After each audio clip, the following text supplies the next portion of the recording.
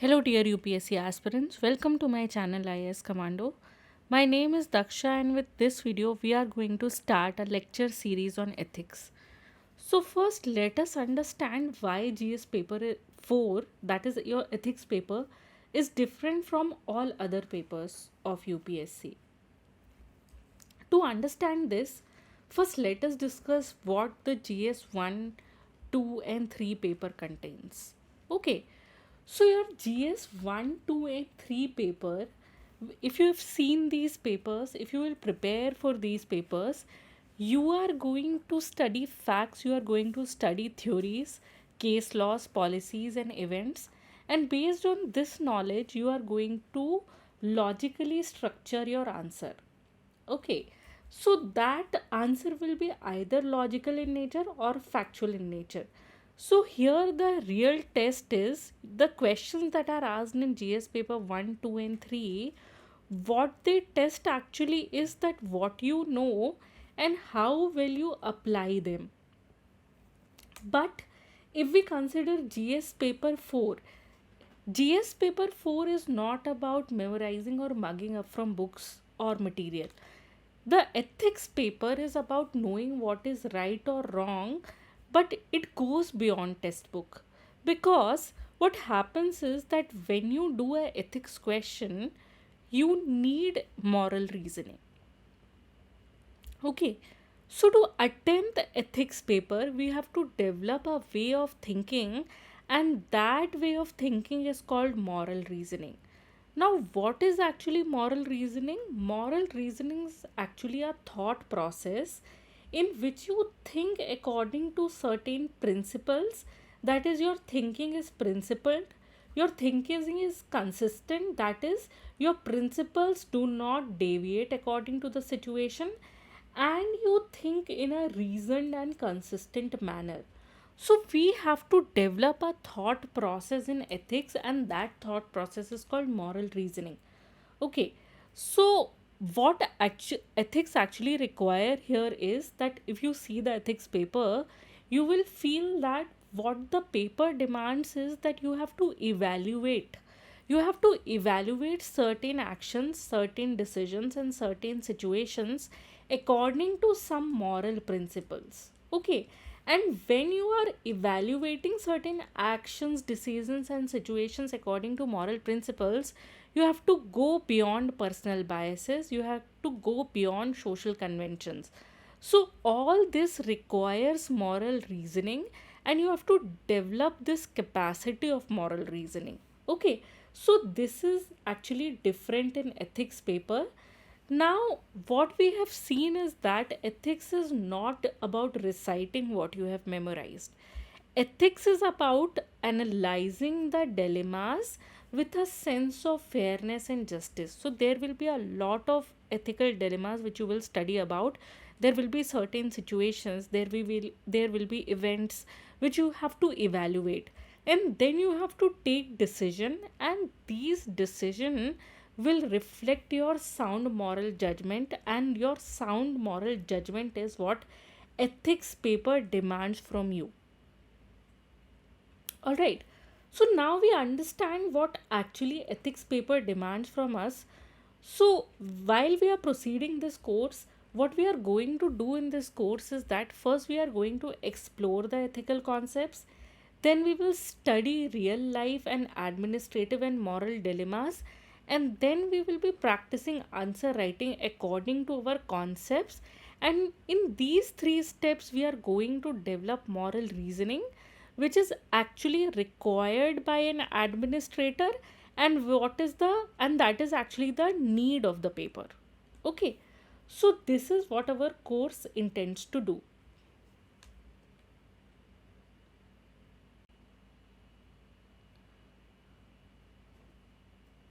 So, dear aspirants, this is the first lecture of ethics, and in our first lecture, we are going to understand what ethics actually is.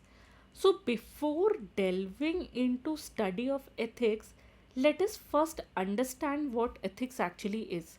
So, we will do this by two methods. First of all, we are going to ask certain questions that have ethical implications, and then we will recognize that what do we actually need in these situations. And the second thing is we are going to define certain features of ethics or what ethics actually does. So this will be the structure of the class. So let us start from our first question, and you will see that ethics will definitely give you the answers of these questions. Ethics will explore the gaps in these reasoning. So let us begin with our questions. Okay. So the first question is that what makes an action right or wrong? Because if you ask what is definition of ethics, so the definition which is often quoted by the people is that ethics is the study of right or wrong. Okay. So let us consider a situation. Situation actually क्या है कि एक whistle blower है. Okay, and what is the meaning of whistle blower? Whistle blower का मतलब होता है कि कंपनी का ही कोई ऐसा ऑफिशियल या कंपनी का ही कोई एम्प्लॉय जो कंपनी में होने वाली रॉन्ग डूइंग को एक्सपोज करता है, उसे विसल ब्लोअर कहते हैं. ओके, अब देखिए, अगर हम यहाँ पे एक सिचुएशन कंसिडर करें कि अगर एक विसल ब्लोअर करप्शन को एक्सपोज कर रहा है किसी कंपनी में, ओके, तो देखिए इसके दो एस्पेक्ट्स है. पहला एस्पेक्ट तो ये है कि अगर वो किसी कंपनी में करप्शन को एक्सपोज कर रहा है तो देखिए वो टैक्स पेयर के मिलियंस ऑफ रुपीस बचा रहा है. But at the same time company के भी कॉन्फिडेंशियलिटी अग्रीमेंट्स होते हैं. ओके, तो अब देखिए किसी भी एम्प्लॉई की रिस्पॉन्सिबिलिटी होती है कि कंपनी की कॉन्फिडेंशियलिटी को मेंटेन करना, but at the same time corruption में कोई भी रॉन्ग डूइंग हो रही है तो ये भी एक वैल्यू है जो आप नहीं होने देना चाह सकते, बिकॉज दिस इज़ इम्पॉर्टेंट. तो अब देखिए यहाँ पे एक्चुअली राइट क्या है और रॉन्ग क्या है. ओके, तो विसल ब्लोइंग से एक्चुअली हुआ क्या कि सोसाइटी को बेनिफिट हुआ, ठीक है. लेकिन अगर विसल ब्लोइंग नहीं होती तो क्या होता कि सोसाइटी का ट्रस्ट ब्रेक हो जाता, लोगों का रूल्स पर से विश्वास उठ जाता, यानी ट्रस्ट ब्रेक हो जाता. ओके, तो यहाँ पे विसल ब्लोअर राइट है या रॉन्ग है, इसके ऊपर जब हम मॉरल रीजनिंग करते हैं तो हम इसको एथिक्स कहते हैं. Okay, let us consider some other question as well. So understand this second question. What this second question is saying, do the ends justify the means? Okay, तो सबसे बड़ा क्वेश्चन है एथिक्स का कि if you are doing any action, okay, और उस action के कुछ इंटेंडेड आउटकम्स हैं, आप चाह रहे हो कि कोई एक पर्टिकुलर आउटकम अचीव हो, तो ये आउटकम अचीव करने के लिए आप किसी भी तरीके के मीन्स यूज़ करोगे क्या. Okay, so this is the thing. So for example यहाँ पर एक एग्जाम्पल दिया गया, एक सिचुएशन है कि वर्ल्ड वॉर 2 में there were some resistance fighters, they lied, they forged people and they even killed to protect innocent civilians from being captured by oppressive regimes. तो यहाँ पे हम क्या बात करें कि कुछ सोल्जर्स हैं और उन्होंने क्या किया, उन्होंने हर तरीका अपनाया, उन्होंने लाई किया, उन्होंने पेपर्स को फॉर्ज किया, उन्होंने दूसरे लोगों को किल किया इनोसेंट सिविलियंस को सेव करने के लिए. ओके, अब अगर आप देखोगे झूठ बोलना ये गलत होता है, ठीक है, पेपर्स की फॉर्जरी करना ये गलत होता है. ओके, तो अब यहाँ पे मीन्स गलत है, लेकिन यहाँ पे एंड क्या है, यहाँ पे एंड है इनोसेंट सिविलियंस की लाइफ को बचाना. तो क्या मीन्स ऊपर होते हैं या एंड्स ऊपर होते हैं, या ये चीज़ें सिचुएशनल होती है, ये चीज़ों की जब हम रीजनिंग करते हैं तो हम इसको एथिकल या मॉरल रीजनिंग कहते हैं. ओके, तो एप्लीकेशन बेस्ड पार्ट होता है एथिक्स का. इससे ज़्यादा प्रैक्टिकल चीज़ हमारी लाइफ में, इससे ज़्यादा प्रैक्टिकल सब्जेक्ट नहीं होता. Then let us consider another question कि देखिए क्वेश्चन क्या है, should we always tell the truth even if it causes harm. Okay, तो हम एक सिचुएशन कंसिडर करते हैं कि एक डॉक्टर है और डॉक्टर को ये पता चल गया है कि patient has few weeks to live. Okay, अब पेशेंट ने ये पूछा कि will I recover soon, okay, तो अब डॉक्टर यहाँ पे क्या बोले, ट्रूथ बताए, ठीक है ना, या फिर डॉक्टर लाई करे, क्यों, because patient will have false hope, ठीक है, फॉल्स होप से उसका क्या होगा कि उसका पीस ऑफ माइंड प्रिजर्व रहेगा, ओके। सो अब आप बताइए इस सिचुएशन में क्या करना चाहिए, इस सिचुएशन में लाई करना बेटर है या यहाँ पे ट्रुथ बताना बेटर है, ओके। तो जब हम इस चीज़ के बारे में पढ़ेंगे तो इसमें क्या कॉन्सेप्ट्स होते हैं, क्या रीजनिंग होती है, तो ये स्टडी हम एथिक्स में करते हैं, okay. Let us consider another question. Question क्या है, is it ever acceptable to break the law for a moral reason, okay. अब आप देखिए यूएस में सिविल राइट्स मूवमेंट चल रहा था, okay. Civil rights movement actually चल क्यों रहा था कि देखिए अमेरिका में जो ब्लैक अफ्रीकन्स हैं, ब्लैक अफ्रीकन्स को सेग्रीगेट करके रखा जाता था, उनके खिलाफ डिस्क्रिमिनेशन किया जाता था, ओके। तो उनको बस पे उनको वाइट पीपल की सीट्स में बैठना नहीं है, ठीक है, इस तरीके के लॉज थे। तो रोज़ा पार्क्स जो थी उन्होंने डेलिबरेटली लॉ को तोड़ा। अच्छा, अगर रोज़ा पार्क्स ने यहाँ पे लॉ को तोड़ा तो क्या सही है लॉ तोड़ना या लॉ तोड़ना एथिकली गलत है, ओके। तो जब आप इस तरीके के क्वेश्चंस पूछ रहे होते हो या इस तरीके के क्वेश्चंस का आंसर कर रहे होते हो तब आप एथिक्स की स्टडी कर रहे हो, ठीक है। एक और क्वेश्चन हम कंसिडर करते हैं, आर सम वैल्यूज यूनिवर्सल और मॉरल्स डिपेंड ऑन कल्चर्स, ठीक है। तो अगर हम कल्चर की बात करें तो देखिए अरेंज मैरिज जो है वो इंडिया में एथिकल मानी जाती है, बट अगर आप देखो पर्सनल चॉइस अगर हम बहुत ज़्यादा एग्जर्ट करेंगे मैरिज में, specially in the form of love marriage, inter caste marriage और इंटर रिलीजियस मैरिज, ओके, तो देखिए समाज में तो बोलने में अच्छा लगता है but people might feel that this is unethical, okay. तो अब देखिए ये कल्चरल कॉन्टेक्स्ट है। अब आप देखिए कल्चरल कॉन्टेक्स्ट ऐसा है कि अरेंज मैरिज एथिकल मानी जा रही है and personal choice, specially personal choice which is free from caste religion, तो इसको अनएथिकल माना जा रहा है। एंड इवन लाइक अगर ऐसा हो जाता है कि होमोसेक्सुअलिटी है तो इसको तो लॉ भी रिकॉग्नाइज नहीं करता, ओके। तो यहाँ पे हम किस तरीके का एथिकल डिबेट करेंगे, okay. So this is the context of study. फिर एक और क्वेश्चन हम पूछते हैं, how should we treat others fairly in an unequal world, ठीक है। तो आप कई बार देखोगे कि क्वेश्चन आया है यूपीएससी में रिलेटेड टू इनइक्वालिटी, इनइक्वालिटी के एथिकल इम्प्लीकेशंस क्या हैं, ओके। एक छोटी सी कंडीशन हम कंसिडर करते हैं कि कोविड-19 के टाइम पे वैक्सीन्स प्रोड्यूस ज़रूर हो रही थी लेकिन वैक्सीन्स की शॉर्टेज थी, ओके। तो 2021 में जो वेस्टर्न नेशन थे और जो डेवलप्ड कंट्रीज़ के नेशन थे उन्होंने क्या किया कि उन्होंने बहुत ही ज़्यादा वैक्सीन्स की सप्लाई को होल्ड कर लिया। अब देखिए क्योंकि इन्होंने होल्ड कर लिया तो डेवलपिंग कंट्रीज़ को डोजेस नहीं मिल पा रहे। अच्छा, इन्होंने सप्लाई को होल्ड इसलिए किया क्योंकि ज़्यादातर सप्लाईज बनाई ही इन्होंने थी। तो इफ़ यू आर रिचर तो आप सारे ही रिसोर्सेज अपने पास रख सकते हो, और अगर आप सारे रिसोर्सेज आपके पास रखने का आपको पावर है, बट क्या ये एथिकल है कि सारे रिसोर्सेज आपको अपने पास रखने चाहिए या फिर आपको पहले फेयरनेस को प्रायोरिटाइज करना चाहिए, आपको सिटीजन्स को प्रायोरिटाइज करना चाहिए, ओके। तो जब हम इसका डिस्कशन करते हैं, इसके मॉरल प्रिंसिपल्स का डिस्कशन करते हैं कि हम how will we treat others fairly in an unequal world, especially in the context of inequality, then definitely we are talking about the concept of ethics. Let us consider some other questions. It is now consider this question, is it just to prioritize the needs of many over the few, okay। तो अब देखिए क्या होता है कि कभी कभी hospitals जब पैंडमिक्स आते हैं या जब इमरजेंसी कंडीशंस होती हैं तो हॉस्पिटल्स ओवरवेल्म हो जाते हैं, okay.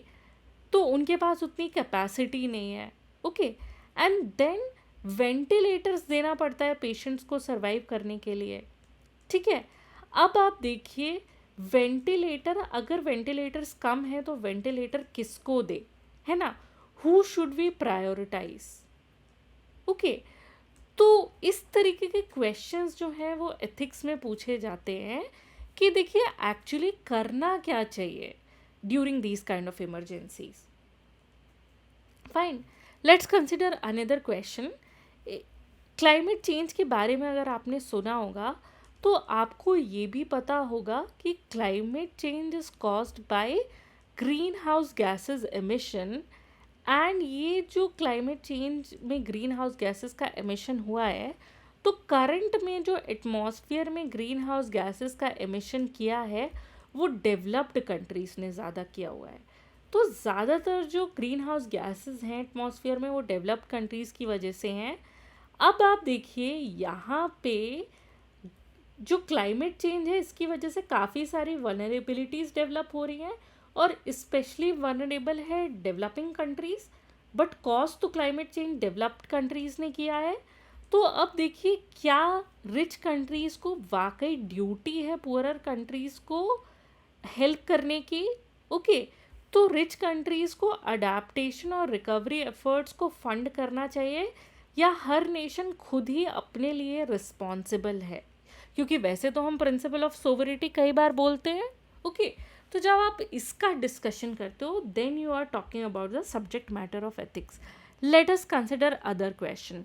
Now this question is, should everyone be entitled to the same opportunities in life. Okay, तो अब आप देखिए there are so many disparities. For example somebody is rich, somebody is poor.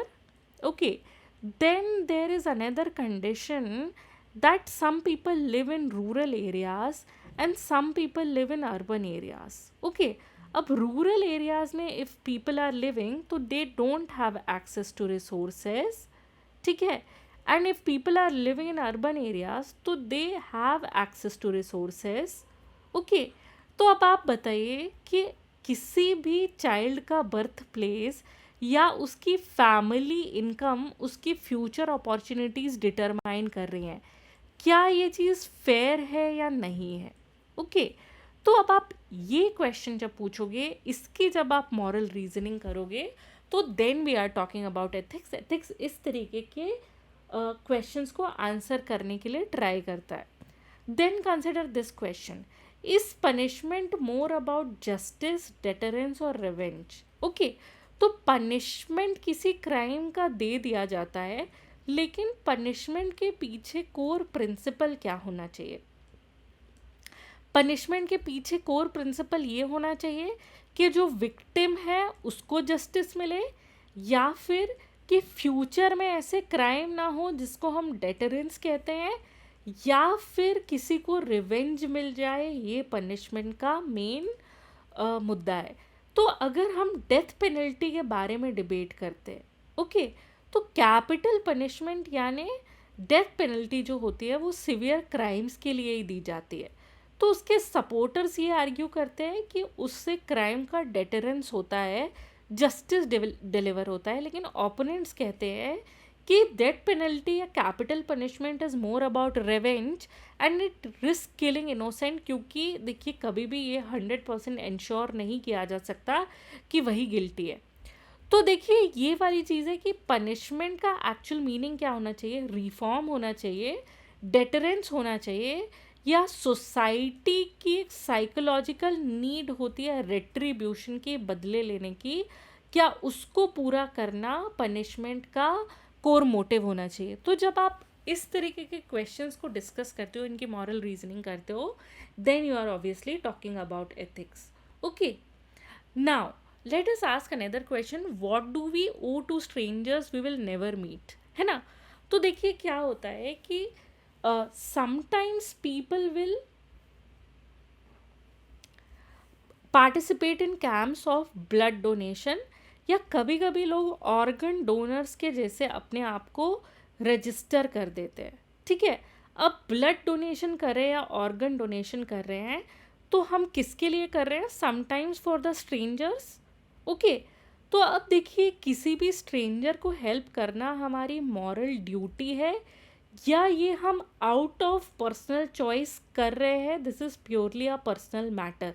अब ये कितनी मॉरल ड्यूटी है और ये कितनी पर्सनल चॉइस है, जब हम इसका डिस्कशन करेंगे based on the concept of ethics, so that is the subject matter of ethics. Okay, then let us see another question, do we have stronger obligation to family than to society? ठीक है, तो for example अगर हम एक question consider करें कि देखिए jobs है, तो जॉब्स में अगर हम नेपोटिज्म को फेवर कर रहे हैं, यानी कि आप अपनी फैमिली को प्रायोरिटी दे रहे हैं। ओके, एंड अगर आप मेरिट को फेवर कर रहे हैं, तो बेसिकली आप न्यूट्रल हैं, आप सोसाइटी को प्रायोरिटी दे रहे हैं।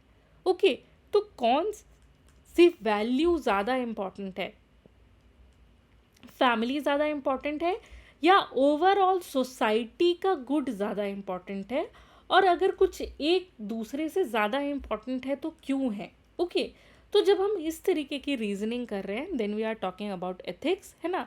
तो क्या ये राइट है कि फैमिली लॉयल्टी को प्रायोरिटाइज किया जाए, है ना? और क्या ये अनफेयर है कि ब्रॉडर सोसाइटी में मेरिट और इक्वल अपॉर्चुनिटीज़ नहीं मिल रही हैं? Okay, so when we are considering this, then obviously we are talking about ethics. Then consider another question, should individuals be held accountable for harm they caused unintentionally? तो कई बार ऐसा होता है कि आपका इंटेंशन नहीं होता है किसी भी तरीके के एक्सीडेंट का, बट फिर भी आपसे अनइंटेंशन हार्म हो जाता है। ओके, तो किसी ड्राइवर ने एक्सीडेंटली किसी पेडेस्ट्रियन को हिट कर दिया क्योंकि वो ब्रीफली डिस्ट्रैक्टेड हो गए थे। तो अब देखिए ये हार्म डेलिबरेट नहीं है, लेकिन क्या ड्राइवर को पनिशमेंट फेस करना चाहिए? अगर पनिशमेंट नहीं होगा तो देखिए जो नेग्लिजेंस करी है ड्राइवर ने, इसकी रिस्पॉन्सिबिलिटी कौन लेगा? ओके, तो जब आप इसके बारे में बात कर रहे हैं तो ये एथिक्स का सब्जेक्ट मैटर है। फाइन, फिर आप देखिए एक और क्वेश्चन पैदा होता है कि क्या कंपनीज़ की सेम मॉरल रिस्पॉन्सिबिलिटीज़ होती हैं जो इंडिविजुअल्स की होती हैं? तो देखिए क्या है कि 2010 में एक कंपनी ने ऑयल स्पिल कर दिया गल्फ ऑफ मेक्सिको में। उसकी वजह से क्या हुआ? मैसिव एनवायरमेंटल डैमेज हो गया। ओके, तो अगर ये जो कंपनी है जिसकी वजह से ये मैसिव ऑयल स्पिल हुआ है, तो इसे हम मॉरली रिस्पॉन्सिबल होल्ड करें लाइक अ पर्सन, या सिर्फ इसे हम एज ए कंपनी के जैसे लीगली या फाइनेंशियली अकाउंटेबल माने? ओके, तो अगर कोई क्राइम होता है किसी कंपनी के सिस्टम्स के थ्रू, तो क्या उसे मॉरली रिस्पॉन्सिबल माना जाए या सिर्फ उसे लीगल और फाइनेंशियली ही पेनल्टी लगनी चाहिए? तो जब आप ऐसे क्वेश्चंस को डिस्कस कर रहे हैं, you are discussing about ethics, then there is another question, what responsibilities do we have for future generation?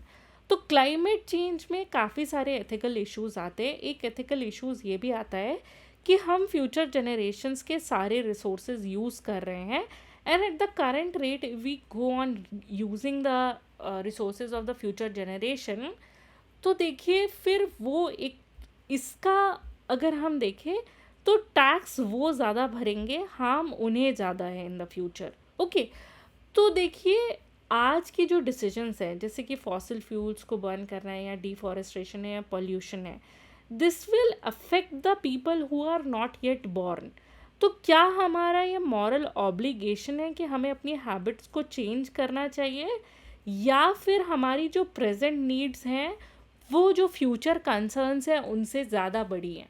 Okay, तो जब हम इस बारे में डिस्कस कर रहे हैं तो obviously we are talking about the subject matter of ethics. अब एक और क्वेश्चन देखिए, look at this question, is it ethical to use artificial intelligence in ways that replace human jobs? है ना? तो there are so many human jobs which artificial intelligence can definitely replace. Okay, but क्या ये ethical है? Because A I will always fulfil the need of one person, and single person who is making AI या who is the owner of an AI company will become richer and richer, and whereas जब there were lots of job among lots of people, तो it was leading to the sustenance of the multiple people. Okay, तो अगर हम इस context में ये बात करें कि सेल्फ ड्राइविंग ट्रक्स हैं, उनको टेस्ट कर रही हैं लॉजिस्टिक कंपनी, तो वो एफिशिएंसी भी प्रॉमिस करते हैं, एक्सीडेंट्स भी शायद फ्यूअर हों, and but the same thing could eliminate millions of truck driving jobs world wide. तो सोसाइटी को क्या प्रायोरिटाइज करना चाहिए? इनोवेशन प्रायोरिटाइज करना चाहिए, सेफ्टी प्रायोरिटाइज करना चाहिए, या एम्प्लॉयमेंट प्रोटेक्ट करना ये प्रायोरिटाइज करना चाहिए? Okay, so this is also the subject matter of ethics. Then एक और क्वेश्चन हम पूछते हैं, should people have a right to complete privacy online? Okay, तो अब देखिए, एक स्कैंडल हुआ था जिसको हम क्या कहते हैं, कैम्ब्रिज एनालिटिका स्कैंडल। उसमें फेसबुक यूज़र्स का जो डेटा है वो हार्वेस्ट किया गया था बगैर उनके कंसेंट के, और उस डेटा को यूज़ किया गया उन्हें ही इन्फ्लुएंस करने के लिए, उनको ही मैनिपुलेट करने के लिए। ओके, तो अब देखिए क्वेश्चन यहाँ पे मिलता है कि फंडामेंटल राइट क्या इंडिविजुअल्स को है टोटल प्राइवेसी की, या कुछ सर्वेलेंस अलाउड होना चाहिए for security as well as businesses? Okay, तो जब हम इस क्वेश्चन की एथिकल रीजनिंग करते हैं, we are talking about ethics, fine, let us look at another question. अब क्वेश्चन को देखिए, क्वेश्चन हमसे क्या पूछ रहा है, is it wrong to alter human genetics to prevent disease और टू एनहांस एबिलिटीज? तो 2018 में क्या होता है कि there was a Chinese scientist, वो कहते हैं कि उन्होंने पहली जेनेटिकली एडिटेड बेबीज बनाई हैं। What is the meaning of genetically edited babies? कि देखिए ह्यूमंस हैं, और काफ़ी सारे ह्यूमंस में ऐसे फीचर्स होते हैं जैसे कि सोसाइटी उनको बहुत ज़्यादा वैल्यू करेगी। फॉर एग्जाम्पल कि fair colour, blue eyes, height for boys, okay, and even to some extent more grey matter, that is more intellect.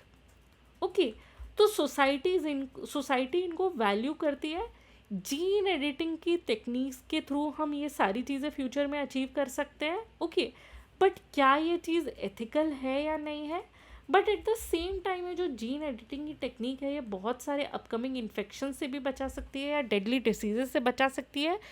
तो इन पे कितना एक्सपेरिमेंटेशन होना चाहिए, और कब हम ये मानेंगे कि जो जेनेटिक एडिटिंग है वो जस्टिफाइड है क्योंकि वो सफरिंग प्रिवेंट करती है, या फिर वो एनहांसमेंट कर रही है, और अगर ह्यूमन एनहांसमेंट करते समय वो क्या कर रही है, मॉरल लाइन क्रॉस कर रही है? तो when we discuss these issues, तो इसको हम क्या कहते हैं, सब्जेक्ट मैटर ऑफ एथिक्स कहते हैं। Fine, let us look at one more question, who should decide how emerging technologies are used?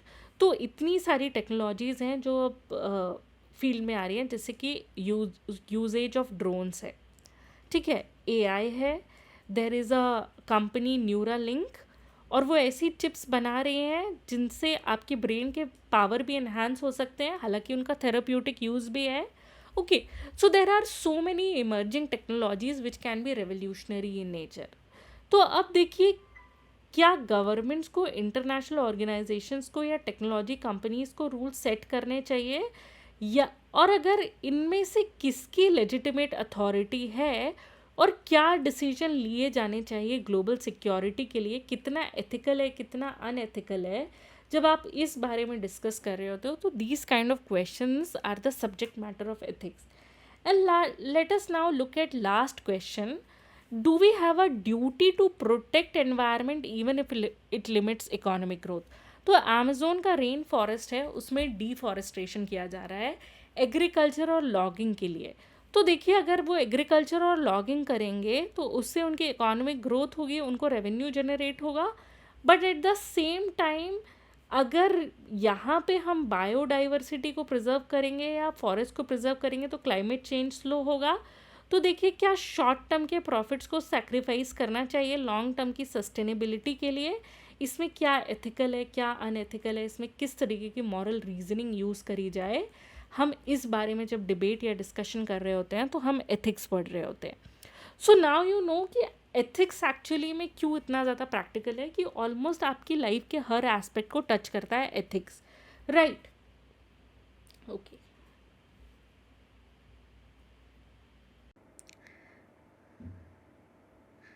Now, let's start with the discussion ki what does ethics actually mean and what do we study in ethics. Okay, so if you have studied NCRT class 9th, तो देखिए वहाँ पे procedure क्या है कि before introducing the definition of any concept क्या किया जाता है कि उसके बारे में डिस्कशन किया जाता है. ओके, जब हम उसके डिस्कशन करते हैं तब हम उसके फीचर्स को बहुत अच्छे से जानते हैं. फिर जो डेफिनेशन उसकी फॉर्मुलेट करी जाती है वो किसी भी कॉन्सेप्ट को समझने में, उस कॉन्सेप्ट का एप्लीकेशन समझने में बहुत ज़्यादा यूज़फुल होती है. तो इसीलिए हमें एथिक्स का एप्लीकेशन समझने के लिए ये समझने की ज़रूरत है कि हम एथिक्स के बारे में जब बात कर रहे हैं, एथिक्स के बारे में डिस्कशन कर रहे हैं, तो उससे हम एथिक्स के कौन से फीचर्स निकाल सकते हैं. ओके, तो अब देखिए हम प्रोसीड कर रहे हैं ये समझने के लिए कि what does ethics actually mean and what do we study in ethics, right.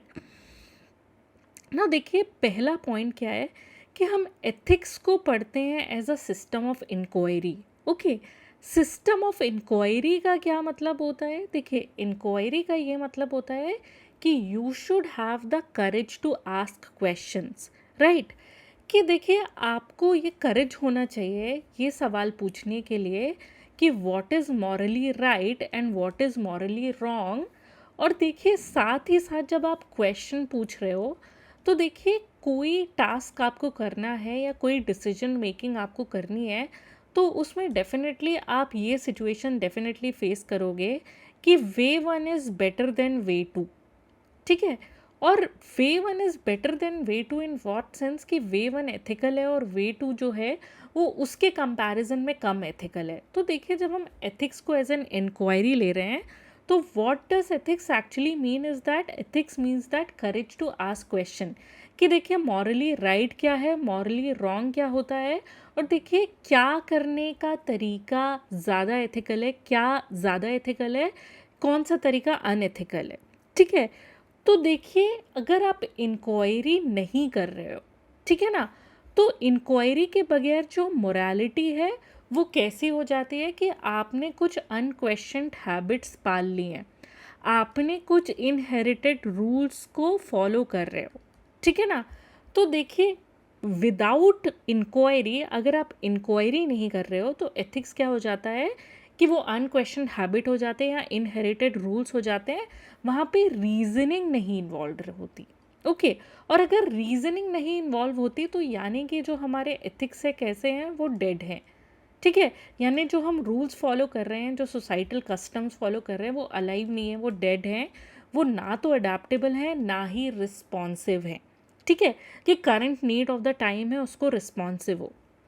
जैसे कि फॉर एग्जांपल हम डिस्कस करते हैं पेट्रियार्की के बारे में. What is patriarchy? कि देखिए घर में एक मैन होगा जो सबसे बड़ा होगा, जिसको हम फैमिली पेट्रियार्क बुलाएंगे. इसका मतलब क्या है कि वो जो पेट्रियार्क है वो रूल करेगा सब पे. ओके, तो उसकी अथॉरिटी होगी घर में सारे लोगों के ऊपर. तो देखिए ये अथॉरिटी जो पेट्रियार्क की है उससे वो उस घर के सारे लोगों के लाइफ को कंट्रोल करता है. ज़्यादातर ऑटोनॉमी घर के लोगों की यहाँ पे नहीं रह जाती है डिसीजन मेकिंग में. अब आप देखिए पेट्रियार्की धीरे धीरे करके कम होने लगी विद टाइम, तो इसको हम क्या कहेंगे, अडेप्टेशन कहेंगे कि पेट्रियार्की को हम नेगेटिव सेंस में देखने लगे. लेकिन अब अगर पेट्रियार्क की अथॉरिटी नहीं है तो पेट्रियार्क की रिस्पॉन्सिबिलिटीज़ भी थोड़ी कम होना चाहिए. Because if you want your autonomy obviously you have to bear some responsibility as well. तो साथ ही पेट्रियार्क की रिस्पॉन्सिबिलिटी भी कम होनी चाहिए. तो एज अ फादर, ठीक है, एक basic set of independent values दिलाना, एक बेसिक सेट ऑफ एजुकेशन दिलाना, ये फादर की डेफिनेटली क्या है, ड्यूटी है. लेकिन आपको लग्जरी प्रोवाइड करना क्या फादर की ड्यूटी है या नहीं है, इसके बारे में डिबेट होना चाहिए कि if you want to live a luxurious life whether you should live at your own resources या फिर it is your right to ask it from your father, right. So if your father has the means then also okay. तो देखिए यहाँ पे जब हम इस तरीके के सवाल पूछ रहे हैं, सवाल सही है गलत है इससे मतलब नहीं है, लेकिन एथिक्स एक सिस्टम ऑफ इंक्वायरी है कि एथिक्स में आपको क्वेश्चन करना है कि मॉरली राइट क्या है, मॉरली रॉन्ग क्या है। आपने कोई भी एक्शन लिया है, आप उसको क्वेश्चन करोगे। किसी का भी कोई भी डिसीजन होगा, आप उसको एथिकल पैरामीटर पे ज़रूर नापोगे। तो this is called ethics as a system of inquiry. तो हमें यहाँ से ये पता चलता है कि इंक्वायरी बहुत ज़्यादा इंपॉर्टेंट होती है। अगर इंक्वायरी नहीं होगी, ओके, अगर इंक्वायरी नहीं होगी तो क्या होगा? तो देखिए in the absence of inquiry हर चीज़ डॉगमैटिज्म में बदल जाती है। Okay, what is the meaning of dogmatism? एक बैकवर्ड लुकिंग सोच में बदल जाती है। अब आप देखिए डॉगमैटिज्म है तो सोसाइटी में स्लेवरी जैसी चीज़ें कंटिन्यू रहेंगी, कास्ट डिस्क्रिमिनेशन कंटिन्यू रहेगा, पेट्रियार्की कंटिन्यू रहेगी, रेसिज्म कंटिन्यू रहेगा, and people will suffer and people will keep losing their life to this dogmatism, है ना? तो देखिए ये सारी चीज़ें अनचेक्ड चलती रहेंगी क्योंकि किसी ने सवाल ही नहीं पूछा। इसलिए एथिक्स को आप एक इंक्वायरी की तरीके से समझिए जो कि क्वेश्चन करता है what is right and what is wrong morally. Okay, okay. So देखिए हमेशा से क्वेश्चनिंग करी जाती है सेट रूल्स की। जैसे एंशंट एथेंस में सोक्रेट्स ने क्वेश्चन किए तब के एग्जिस्टिंग आइडियाज़ अबाउट जस्टिस, कि जस्टिस का एक्चुअल मीनिंग क्या है, कि जो करंट प्रेवलेंट मीनिंग है जस्टिस का वो सही है या नहीं। पायर्टी के बारे में, वर्च्यू एक्चुअली में है क्या, कौन से वर्च्यू फॉलो करने चाहिए, कौन से वर्च्यू जो हैं जो एग्जिस्टिंग टाइम में है उन्हें डिस्कार्ड कर देना चाहिए, इनके बारे में इंक्वायरी की गई। और यही सब कहते हुए सोक्रेट्स क्या बोलते हैं कि अगर आप क्वेश्चनिंग नहीं कर रहे हैं तो it's not ethical and unexamined life is not worth living. कि आप कौन से प्रिंसिपल्स पे चल रहे हो, कभी आप उनको एग्जामिन तो करो। और अगर आप जिन प्रिंसिपल पे चल रहे हो उनको एग्जामिन कर रहे हो तो देखिए ज़रूर ये कंडीशन आएगी कि आप दूसरे जो प्रिंसिपल्स हैं सोसाइटी के उनको भी एग्जामिन करोगे। So ethics is about questioning, ethics is about inquiry, right. चलिए एथिक्स का हम एक मतलब तो समझ गए, एक एरिया तो हम समझ गए। दूसरा एरिया है एथिक्स का कि एथिक्स एक नॉर्मेटिव गाइड है, ठीक है। अब देखिए what is the meaning of normative guide. Fine, let us try to understand this. देखिए लाइफ बहुत ही अनसर्टेन है, ठीक है। अनसर्टेनिटी लाइफ में है, so there are so many uncertain situations जहाँ पे हमें डिसीजन मेकिंग करनी पड़ती है। अब ऐसी कंडीशंस में जहाँ पे अनसर्टेनिटी है, अनफोर्सीन सर्कमस्टांसेस हैं, वहाँ पे जब हमें डिसीजन मेकिंग करनी पड़ रही है तो हमें कुछ तो डायरेक्शंस चाहिए ना। तो वो डायरेक्शंस क्या है? वही डायरेक्शन एथिक्स हैं कि there are some standards, there are some principles, there are some rules. Okay, जैसे कि कई बार केस स्टडीज़ पूछी जाती हैं। क्या कह रही होती हैं वो केस स्टडीज़ कि आपका प्रमोशन भी ड्यू है, but at the same time देखिए जो आपके प्रमोशन को इवैल्यूएट करने वाला है वो खुद ही करप्ट है, ठीक है ना। तो अब देखिए ये एक सिचुएशन है लाइफ की, अनफॉर्सीन सिचुएशन है। यू डेफिनेटली वांट कि आपका कुछ सेल्फ इंटरेस्ट सर्व होना चाहिए, ठीक है।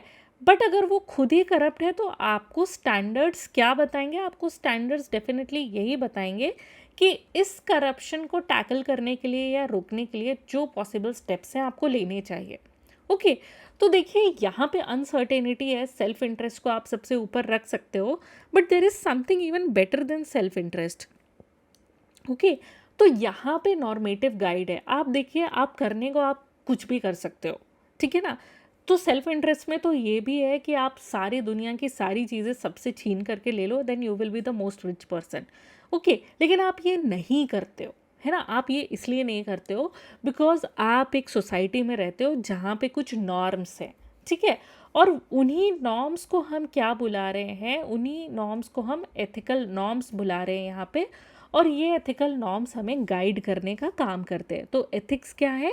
एक नॉर्मेटिव गाइड की तरीके से काम करते हैं, ठीक है। अगर ये गाइड इस तरीके से एथिक्स हमें नहीं करेंगे, दिस गाइड इज़ एब्सेंट, तो आप डिसीजन मेकिंग किस बेसिस पे करोगे? इम्पल्स के बेसिस पे, ठीक है। आपको आज ये थॉट आया तो आपने उस बेसिस पे इम्पल्सिव डिसीजन ले लिया।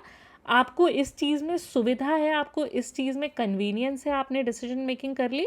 आपको इस चीज़ में आपको ये चीज़ करने का पावर है, तो it is not ethically right, ठीक है, बट आपको कोई रोकने वाला नहीं है, आपके पास सारा पावर है ये करने के लिए। तो क्या आप वो वाला डिसीजन ले लोगे? नहीं।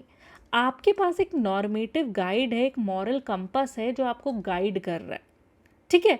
तो अगर देखिए एथिक्स नहीं है तो लोगों में एथिकल इनकंसिस्टेंसी रहेगी। People will act according to their mood, कि आज मूड ये करने का हो रहा है इसलिए ये कर लेते हैं। People will act according to their self interest, ठीक है ना। तो देखिए इससे एक्चुअली नुकसान क्या है कि सोसाइटी में ट्रस्ट वीक हो जाएगा, ओके, और कोई कॉमन ग्राउंड नहीं रहेगा व्हाट इज़ राइट और रॉन्ग, ठीक है ना।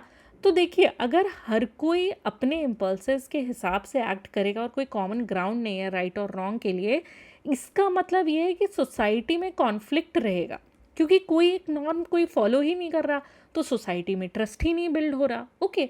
तो इसलिए ethics as a normative guide, उसका रोल बहुत ज़्यादा इम्पॉर्टेंट है, राइट। चलिए लेट अस कंसिडर कि देखिए एथिक्स को अगर हम एक नॉर्मेटिव गाइड माने तो there are so many institutions जहाँ पे प्रोफेशनल एथिक्स होते हैं, ओके। जैसे कि अगर हम बात करें तो देखिए डॉक्टर्स के कुछ एथिक्स होते हैं, ओके। अब what are the ethics of doctors? तो डॉक्टर्स क्या करते हैं? Doctors usually take a Hippocratic oath, okay. What is the meaning of this Hippocratic oath? कि देखिए आपको कुछ भी करना है बट कभी भी आप कोई हार्म नहीं कॉज कर सकते। लेकिन अगर ये डू नो हार्म की हिपोक्रेटिक ओथ डॉक्टर्स को नहीं दिलाई जाए तो डॉक्टर्स के पास कोई गाइडेंस ही नहीं है, तो वो क्या करेंगे? वो रेकलेसली एक्सपेरिमेंट करेंगे, क्योंकि उनके पास कोई मॉरल कंपास नहीं है, उनके पास कोई गाइड नहीं है, ठीक है। वो क्या करेंगे? क्योंकि उन्होंने इतना टाइम लगाया है तो वो प्रॉफिट्स को ऊपर रखेंगे, पेशेंट्स के जो केयर हैं उनको प्रायोरिटाइज करने की जगह अपने प्रॉफिट्स को केयर करेंगे। तो देखिए अगर देखिए एथिक्स हैं तो लोग सबसे पहला काम क्या करेंगे कि anyhow save the person, है ना, because that has been instilled in them so well कि अब उन्हें यही करना है। लेकिन अगर एथिक्स नहीं है तो उनके पास कोई गाइडेंस नहीं है, तो वो किसी भी तरीके के एक्सपेरिमेंटेशन करेंगे और प्रॉफिट्स को ज़्यादा ऊपर रखेंगे, okay. So this is the thing. चलिए तो अब देखिए ह्यूमन राइट्स भी जो हैं एक तरीके का एथिकल प्रिंसिपल है, वो गाइड के जैसे काम करते हैं गवर्नमेंट के लिए कि आपको बेसिक फ्रीडम्स को कैसे प्रोटेक्ट करना है। अदरवाइज गवर्नमेंट के पास सारा पावर है, वो जो चाहे वो कर सकते हैं, okay. So this applies to everybody, fine. तीसरी चीज़ जो हम बोल रहे हैं कि एथिक्स सिलेक्शन, ठीक है। अब देखिए when we talk about ethics, एक रिफ्लेक्शन करने का तरीका है। What do we mean here is कि देखिए सिर्फ एथिक्स रूल्स फॉलो करने के बारे में नहीं है, एथिक्स सेल्फ एग्जामिनेशन के बारे में भी है, okay. What is the meaning of self examination? कि देखिए आप कोई एक्शन ले रहे हैं, आप किसी भी तरीके का डिसीजन ले रहे हैं, तो क्या आप उस डिसीजन को इवैल्यूएट कर पाते हैं या नहीं कर पाते हैं? तो उस डिसीजन का आप क्या इवैल्यूएट करोगे? आप मोटिव इवैल्यूएट करोगे, ठीक है। आप उसका इंटेंशन इवैल्यूएट करोगे। जैसे for example if you are preparing for civil service examination, you will be the part of bureaucracy. अब ब्यूरोक्रेसी जो है इंडियन सोसाइटी में बहुत अच्छे से पता है कि ब्यूरोक्रेसी जानी जाती है करप्शन के लिए। इतने ज़्यादा एवेन्यूज़ मिलते हैं ब्यूरोक्रेसी में करप्शन के लिए कि you will be able to earn so much that बहुत ऑफन ये कहा जाता है कि आपकी पीढ़ियों को काम करने की ज़रूरत नहीं पड़ेगी, ठीक है। तो कुछ लोगों के लिए ये मोटिव है, कुछ लोगों के लिए ये मोटिव भी है because they know that they are sensitive to people suffering and they can understand, let's say, what administration as a general system cannot understand, and they can really deliver something good for the people. तो public welfare के लिए, लोगों के लिए काम करने के लिए अगर आप ये कर रहे हो तो ये भी एक मोटिव है। दोनों में से कौन सा मोटिव एथिकल है अनएथिकल है डेफिनेटली आपको पता है, लेकिन आपका जो इंटेंशन है, आपका जो मोटिव है वो क्लियर होना चाहिए, okay. So this is one of the thing. दूसरी चीज़ क्या है कि हम कोई डिसीजन मेकिंग करते हैं, हम उसमें ऑलरेडी हमारे कुछ ना कुछ एजम्पशंस होते हैं, ठीक है। हमारे एजम्पशंस एक्चुअली किस तरीके के हो सकते हैं? फॉर एग्जाम्पल किसी भी एक पर्टिकुलर कास्ट के लिए हमें बायस है, तो हम क्या बोलेंगे कि these people are inefficient because they belong to a particular caste. ये एक बायस है। तो सबकॉन्शियसली आप डिसीजन मेकिंग इस बेसिस पे कर रहे हो, लेकिन किसी के लिए डिस्क्रिमिनेट करना, उसके मेरिट को पहचानना बेस्ड ऑन कि वो किसी कास्ट या रिलीजन या किसी एक पर्टिकुलर जेंडर को बिलोंग करता है, ये सही है या नहीं सही है, ये कैसी वैल्यूज़ हैं जो आपके एक्शंस को गाइड कर रही है। ठीक है, तो देखिए क्या होगा कि बहुत सारी हमारी सोसाइटी में ऐसी चीज़ें हैं कि इतने सारे बायसेस हैं जो आपके अंदर इनबिल्ट है, बहुत सारी ऐसी वैल्यूज़ हैं जो शायद एथिकली सही ना हो लेकिन आपके अंदर इनबिल्ट हैं। बट जब आप एथिक्स को एज ए रिफ्लेक्शन के लिए यूज़ करते हो, तो आप क्या करते हो, इस तरीके के बायस को आप रिकॉग्नाइज करते हो। ठीक है, जब आप इस तरीके के बायस को रिकॉग्नाइज करते हो कि आपके अंदर भी ये बायस है और ये बायस दूसरे लोगों में भी हो सकता है, अगर हम अपने खुद के बायसेस को रिकॉग्नाइज करने में अगर हम अपने खुद के बायसेस को रिकॉग्नाइज करने में सक्सेसफुल हो जाते हैं, इसी चीज़ को हम कहते हैं मॉरल मैच्योरिटी। ओके, तो देखिए एथिक्स को जब आप रिफ्लेक्शन के लिए यूज़ करते हो तो मॉरल मैच्योरिटी आप डेवलप करते हो, और मॉरल मैच्योरिटी बहुत ज़्यादा ज़रूरी है because society needs more and more trust. Okay, क्योंकि अभी हम देख रहे हैं कि सोसाइटी में ट्रस्ट कम है, कॉन्फ्लिक्ट ज़्यादा बढ़ रहा है, तो हमें मॉरल मैच्योरिटी की ज़रूरत है। ठीक है, अगर देखिए इस तरीके की मॉरल मैच्योरिटी नहीं रहेगी तो आप देखिए जानबूझ करके ये चीज़ नहीं करोगे, अनकॉन्शियसली। ठीक है, आप क्या करोगे, हार्मफुल बिहेवियर्स को रिपीट करोगे जो कि आपकी भी लॉन्ग टर्म मेंटल हेल्थ या आपके भी इंटरेस्ट को हार्म करेगी, एंड साथ ही साथ सोसाइटी के इंटरेस्ट को भी हार्म करेगी, और कभी आप इनको क्वेश्चंस नहीं करोगे। ठीक है, आप शायद इनजस्टिस को नॉर्मलाइज कर जाओ कि देखिए कई बार ऐसा बोला जाता है कि ऐसा तो होता ही है। ठीक है, तो देखिए there was one of the time I was having a discussion with my friends. ठीक है, तो उस डिस्कशन में हम ये बात कर रहे थे कि चाइल्ड वेलफेयर कमिटीज़ को कैसे संभाला जाता है। तो there was a discussion that child welfare committees जहाँ पे भी रहते हैं या जहाँ पे भी चाइल्ड केयर इंस्टीट्यूशंस होते हैं, कई बार ऐसा देखा गया है कि वहाँ पे कुछ इलिसिट एक्टिविटीज़ होती हैं, चिल्ड्रन के साथ अब्यूज़ होता है और ये सारी चीज़ें होती हैं। तो there was somebody who says कि ऐसा तो सोसाइटी में होता ही है। ठीक है, तो she was justifying this thing, but देखिए इनजस्टिस किसी भी तरीके से नॉर्मलाइज नहीं करना चाहिए। कम से कम हम कुछ कर नहीं रहे हैं तो ये रिकॉग्नाइज तो नहीं करें। ठीक है, कि नहीं ये इनजस्टिस जस्टिस जो है ये प्रैक्टिकल चीज़ है, नहीं वो प्रैक्टिकल चीज़ नहीं है, वो अनएथिकल है, और हमें ये चीज़ रिकॉग्नाइज करना पड़ेगा कि this is an abuse and this should not be the norm. तो हम उसे नॉर्मलाइज नहीं करना चाहते। ठीक है, तो अगर देखिए हमें नॉर्मलाइज कर लेंगे तो कभी भी किसी भी तरीके की प्रोग्रेस नहीं होगी, मॉरल प्रोग्रेस। आप स्टैग्नेट कर जाओगे एथिकली, क्योंकि कोई पूछेगा ही नहीं कि क्या हमें ये करना चाहिए या नहीं करना चाहिए, है ना। तो देखिए वर्ल्ड वॉर 2 के टाइम पे भी तो कितने सारे जेनोसाइड्स हुए थे, कितने ज़्यादा वॉर क्राइम्स हुए थे। ठीक है, तो देखिए ग्लोबली इस बात पे मॉरल रिफ्लेक्शन हुआ कि ह्यूमन राइट्स होने चाहिए, और ह्यूमन राइट्स का डिक्लेरेशन हुआ 1948 में। अगर इस तरीके का रिफ्लेक्शन नहीं होता तो वायलेंस और ऑपरेशन अनचेक्ड रहता। अब देखिए आप बोलेंगे अभी भी वायलेंस एंड ऑपरेशन है, बट देखिए वायलेंस एंड ऑपरेशन है लेकिन हमें फिर भी पता है कि ह्यूमन राइट्स हैं और ऐसा नहीं होना चाहिए। तो कम से कम हम ये चीज़ तो रिकॉग्नाइज करते कि ऐसा नहीं होना चाहिए। अब सेल्फ इंटरेस्ट की वजह से बहुत सारे कंट्रीज ऐसे हैं जो कोई भी आवाज़ नहीं उठाते, वो बात अलग बात है। Okay, so ethics as a reflection इसलिए इम्पॉर्टेंट है। देन ऑब्वियसली एथिक्स एक रैशनल सिस्टम है, सोचने का एक तरीका है, रीज़न करने का एक तरीका है। Okay, see what is the meaning of rationality. Rationality का मीनिंग ये होता है कि आप रीज़न के बेसिस पे थिंकिंग कर सकते हो, या आप किसी रीज़न या लॉजिक के बेसिस पे डिसीजन मेकिंग करते हो। Okay, this is the meaning of rationality. तो एथिक्स क्या है, सिस्टम ऑफ रीजनिंग है। आप एक्शंस जब कोई भी लेते हो तो देखिए एक्शंस 2 तरीके से लिए जा सकते हैं। One action is that you are taking because it feels right for you. ठीक है, तो ये एक्शन आपने क्यों लिया, इंट्यूशन या फीलिंग की वजह से लिया। बट इंट्यूशन या फीलिंग का कोई रीज़न नहीं होता, यूजुअली कोई रीज़न नहीं होता। ठीक है ना, लेकिन देखिए एथिक्स आपको क्या देगा, एथिक्स आपको एक फ्रेमवर्क देगा सोचने का। आप लॉजिकल वेज ढूंढोगे कि आप कोई एक्शन जो है वो करेक्ट है या नहीं करेक्ट है, इसके पीछे की रीजनिंग क्या है, इसके पीछे के लॉजिकल वेज क्या है, ठीक है। इसी फ्रेमवर्क में आप कई तरीके की डिस्कशन करते हो जब हम अलग अलग थ्योरीज पढ़ते हैं एथिक्स की, जैसे यूटिलिटेरियनिज्म है या डिओंटोलॉजी है या वर्च्यू एथिक्स हैं, तो हम बेसिकली कर क्या रहे हैं कि एक फ्रेमवर्क ढूंढ रहे हैं रीजनिंग का, ठीक है, एथिकल रीजनिंग का। हमारे डे टू डे लाइफ में जो एथिकल कॉन्सिक्वेंसेज होते हैं उनको किस तरीके से, उनमें किस तरीके से एक्शन लिया जाए, उनको कैसे जस्टिफाई किया जाए, इसका एक फ्रेमवर्क मिलता है हमें ethics as a rational system में। ओके, तो एथिक्स में रैशनैलिटी बहुत ज़्यादा इंपॉर्टेंट है। अब आप देखिए, अगर रैशनल सिस्टम्स नहीं होंगे तो क्या होगा, आर्बिटरीनेस होगी, कॉन्ट्रडिक्शंस होंगे।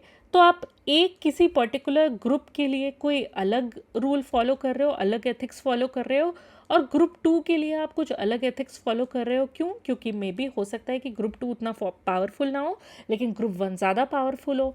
और अगर कोई रैशनल सिस्टम नहीं होगा तो अब्यूज़ ऑफ पावर भी होगा।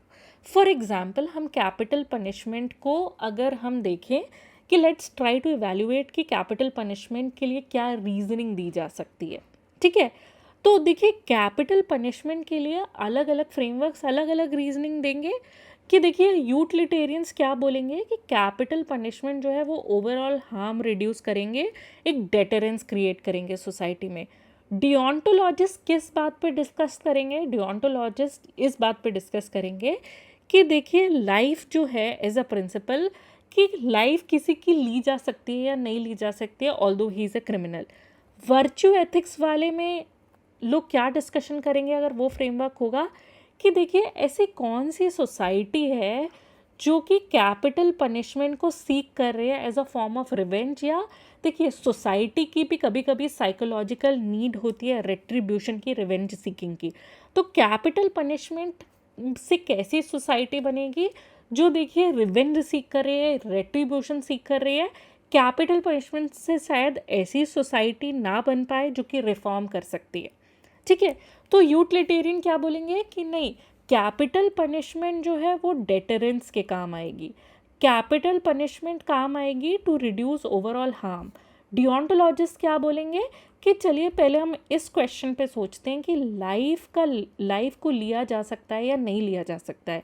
और वर्च्यू एथिक्स वाले क्या बोलेंगे कि कैपिटल पनिशमेंट से क्या ऐसा तो नहीं है कि एक मॉब मेंटालिटी आ जाएगी जो कि रिवेंज सीकिंग कर रही है।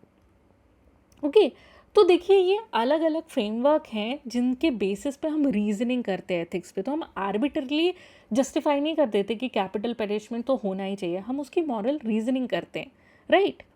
ओके, एंड देखिए, ethics is a human practice, है ना। तो एथिक्स सिर्फ थ्योरी नहीं होते, एथिक्स लिव्ड प्रैक्टिस होते हैं।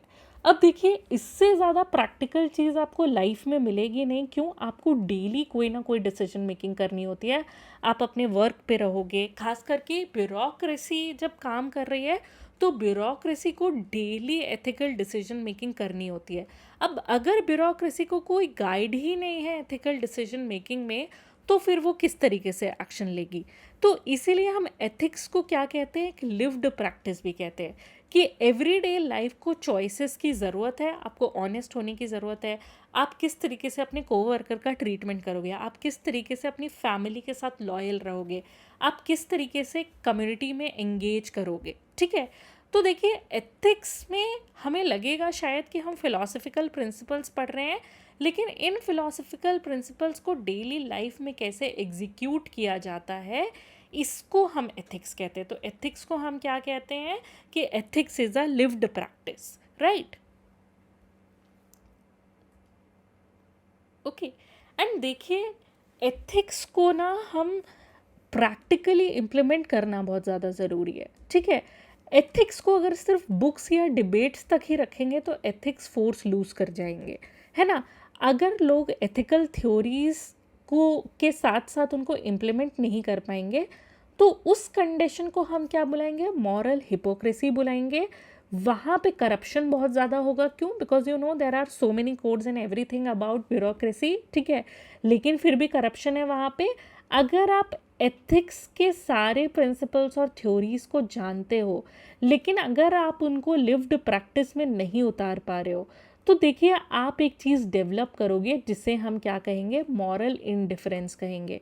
तो देखिए एक्चुअली में है क्या कि एथिक्स अगर आप सिर्फ थ्योरी तक रख रहे हो, लिव्ड प्रैक्टिस नहीं बना रहे हो, तो आप मॉरल हिपोक्रिट हो, आप करप्शन कर रहे हो किसी ना किसी तरीके का। आप में एक चीज़ डेवलप हो रही है जो कि है मॉरल इंडिफरेंस, यानी आप कोई भी एक्शन ले रहे हो तो वो मॉरल है या नहीं है आप इसको कंसिडर ही नहीं करोगे, आपको इस बात से कोई मतलब ही नहीं है, ठीक है।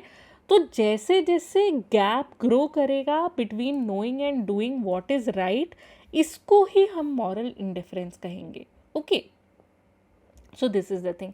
The another thing is कि ethics is a social contract. Okay, तो अगर आपने social contract की theory पढ़ी हो तो it's well and good, but if you have not studied social contract, then let us like understand only a bit about it कि देखिए social contract actually में है क्या।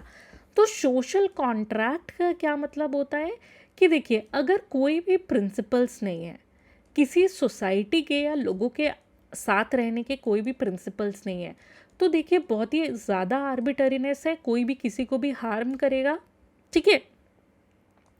कोई भी प्रिंसिपल्स के बेसिस पे सोसाइटी नहीं चलेगी। तो देखिए ऐसी सोसाइटी में क्या होती है, बहुत ज़्यादा इनसिक्योरिटी होती है, और ऐसी सोसाइटी में इतने फियर में कोई भी नहीं रहना चाहता, ठीक है। तो देखिए हर सोसाइटी क्या करती है, एक सोशल कॉन्ट्रैक्ट बनाती है, ठीक है ना। जब वो सोशल कॉन्ट्रैक्ट बनाती है तो वो ये बात बताती है कि हम अपने सारे पावर्स गिव अप करेंगे, ठीक है। हम जो भी कर सकते हैं, we might be capable of doing many things, लेकिन हम क्या करेंगे, हम वो सारी चीज़ें नहीं करेंगे, है ना। क्योंकि अगर हम वो चीज़ें करेंगे और आर्बिटरली करेंगे तो सारे लोग इनसिक्योरिटी में रहेंगे। तो हम क्या करेंगे, हम किसी रूल्स या प्रिंसिपल्स से चलेंगे, ठीक है। अब देखिए इन रूल्स एंड प्रिंसिपल से अगर हम चलेंगे तो ही हमारी सोसाइटी में स्टेबिलिटी आएगी। So try to understand this thing कि देखिए एथिक्स एक सोशल कॉन्ट्रैक्ट है ना। क्योंकि देखिए अगर कोई सोसाइटी के कोई प्रिंसिपल्स ही नहीं है, कोई कॉन्ट्रैक्ट ही नहीं है लोगों का आपस में सोसाइटी में, तो उन्हें क्या देखने को मिलती है, it's all about all insecurity, ठीक है। Insecurity of life, insecurity of any kind of freedom, insecurity of any kind of progress. But if you are bounded together by some rules and principles, then you will find कि rules है, stability है, mental calmness है, ठीक है ना। तो देखिए ethics जो है वो इस तरीके के implicit agreement है which will allow us to live peacefully. Okay, तो ये जो ethics का social contract है ये आपको fairness दिलाएगा, आपके कुछ म्यूचुअल ऑब्लिगेशंस हो जाएंगे। ओके, फेयरनेस का क्या मतलब है, हमने कॉन्ट्रैक्ट बना लिया है, now this contract ensures that everybody is treated fairly, ठीक है। हर किसी को जस्ट तरीके से ट्रीट किया जा रहा है, किसी को भी डिस्क्रिमिनेट नहीं किया जा रहा है। ओके, तो एथिक्स वो चीज़ होती है जो सोसाइटी में एक सोशल कॉन्ट्रैक्ट बनाती है, और सोशल कॉन्ट्रैक्ट क्या होती है, फेयरनेस डिलीवर करती है, यानी कि फेयर जस्ट सोसाइटी है, डिस्क्रिमिनेशन नहीं है, म्यूचुअल ऑब्लिगेशन है ना। तो हम हर चीज़ नहीं करेंगे, हम ऐसी चीज़ें ही करेंगे कि देखिए किसी को हार्म ना हो, ओवरऑल सोसाइटी को हार्म ना हो, एनवायरनमेंट को हार्म ना हो, ये वाला हमारा म्यूचुअल ऑब्लिगेशन है, ठीक है।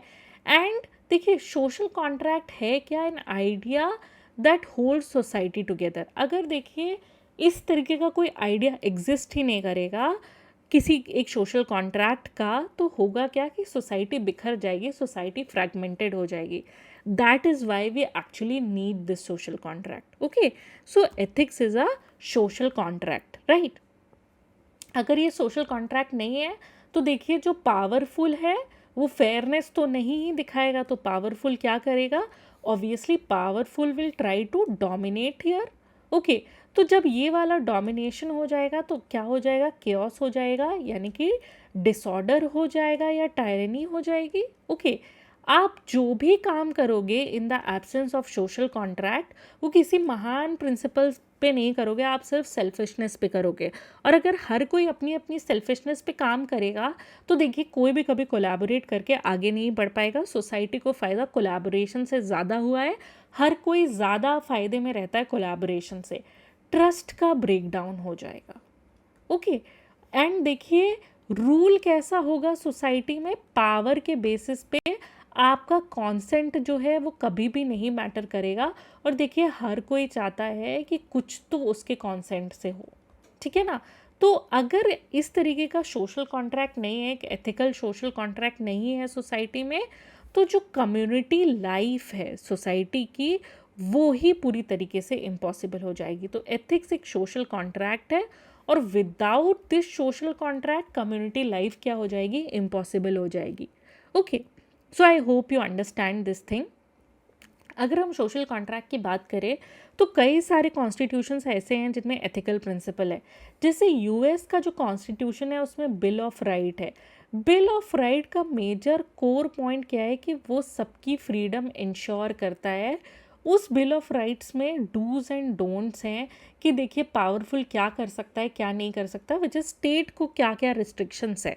ओके, तो इसको हम सोशल कॉन्ट्रैक्ट बोलते हैं। और अगर आप देखिए साउथ अफ्रीका का हम एग्जाम्पल लें, तो जब साउथ अफ्रीका में अपार्थीड रेजीम थी, ठीक है, तो अपार्थीड रेजीम जिस तरीके की थी उसकी वजह से क्या हुआ कि सोशल कॉन्ट्रैक्ट का कोलैप्स हो गया, किसी भी तरीके की इक्वालिटी डिनाई कर दी गई लोगों से। तो देखिए क्या है, ब्लैक अफ्रीकन्स जो थे और जो वाइट पीपल थे, तो वाइट पीपल वे डिस्क्रिमिनेटिंग अगेंस्ट ब्लैक पीपल, उनको कोई भी रिसोर्स नहीं दे रहे थे और उनके ऊपर बहुत सारे रिस्ट्रिक्शन लगा रहे थे। तो ये कोई फेयर तरीका नहीं है किसी भी एक पर्टिकुलर रेस को ट्रीट करने का। यहाँ पे हम क्या बोलेंगे कि सोशल कॉन्ट्रैक्ट का ब्रेकडाउन है, हर तरीके के एथिक्स का ब्रेकडाउन है। So I hope you understand that what is the meaning of ethics as a social contract.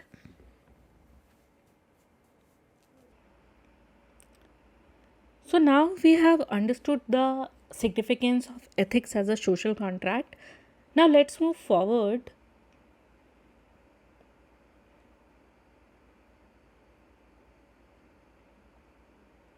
So now we have understood the meaning of ethics as a social contract. Now let's move forward.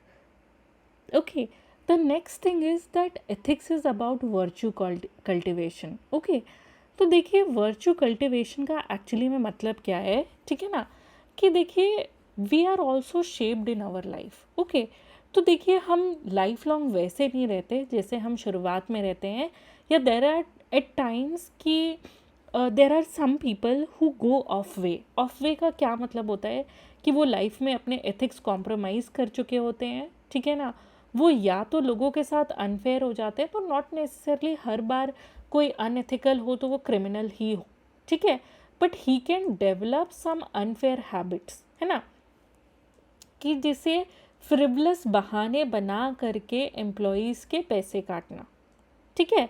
And जैसे कि there are so many labour laws in the country, but क्योंकि लोगों को labour laws में अपने rights नहीं पता है, तो आप क्या है उन्हें ना ही प्रॉपर वेजेस दो, ठीक है ना, प्लस आप उनके वर्किंग आवर्स जो हैं वो बहुत ही इम्प्रॉपर रखो कि वो वैसा पूरा ही नहीं कर पाएँ, और वो क्या करें, वो बहुत सारी मिस्टेक्स कर दें। और जानबूझ करके आपने ऐसा सिस्टम बनाया है कि देखिए लोगों की मिस्टेक्स हो जाए और आपको मौका मिल जाए कि you can deduct there salary, ठीक है।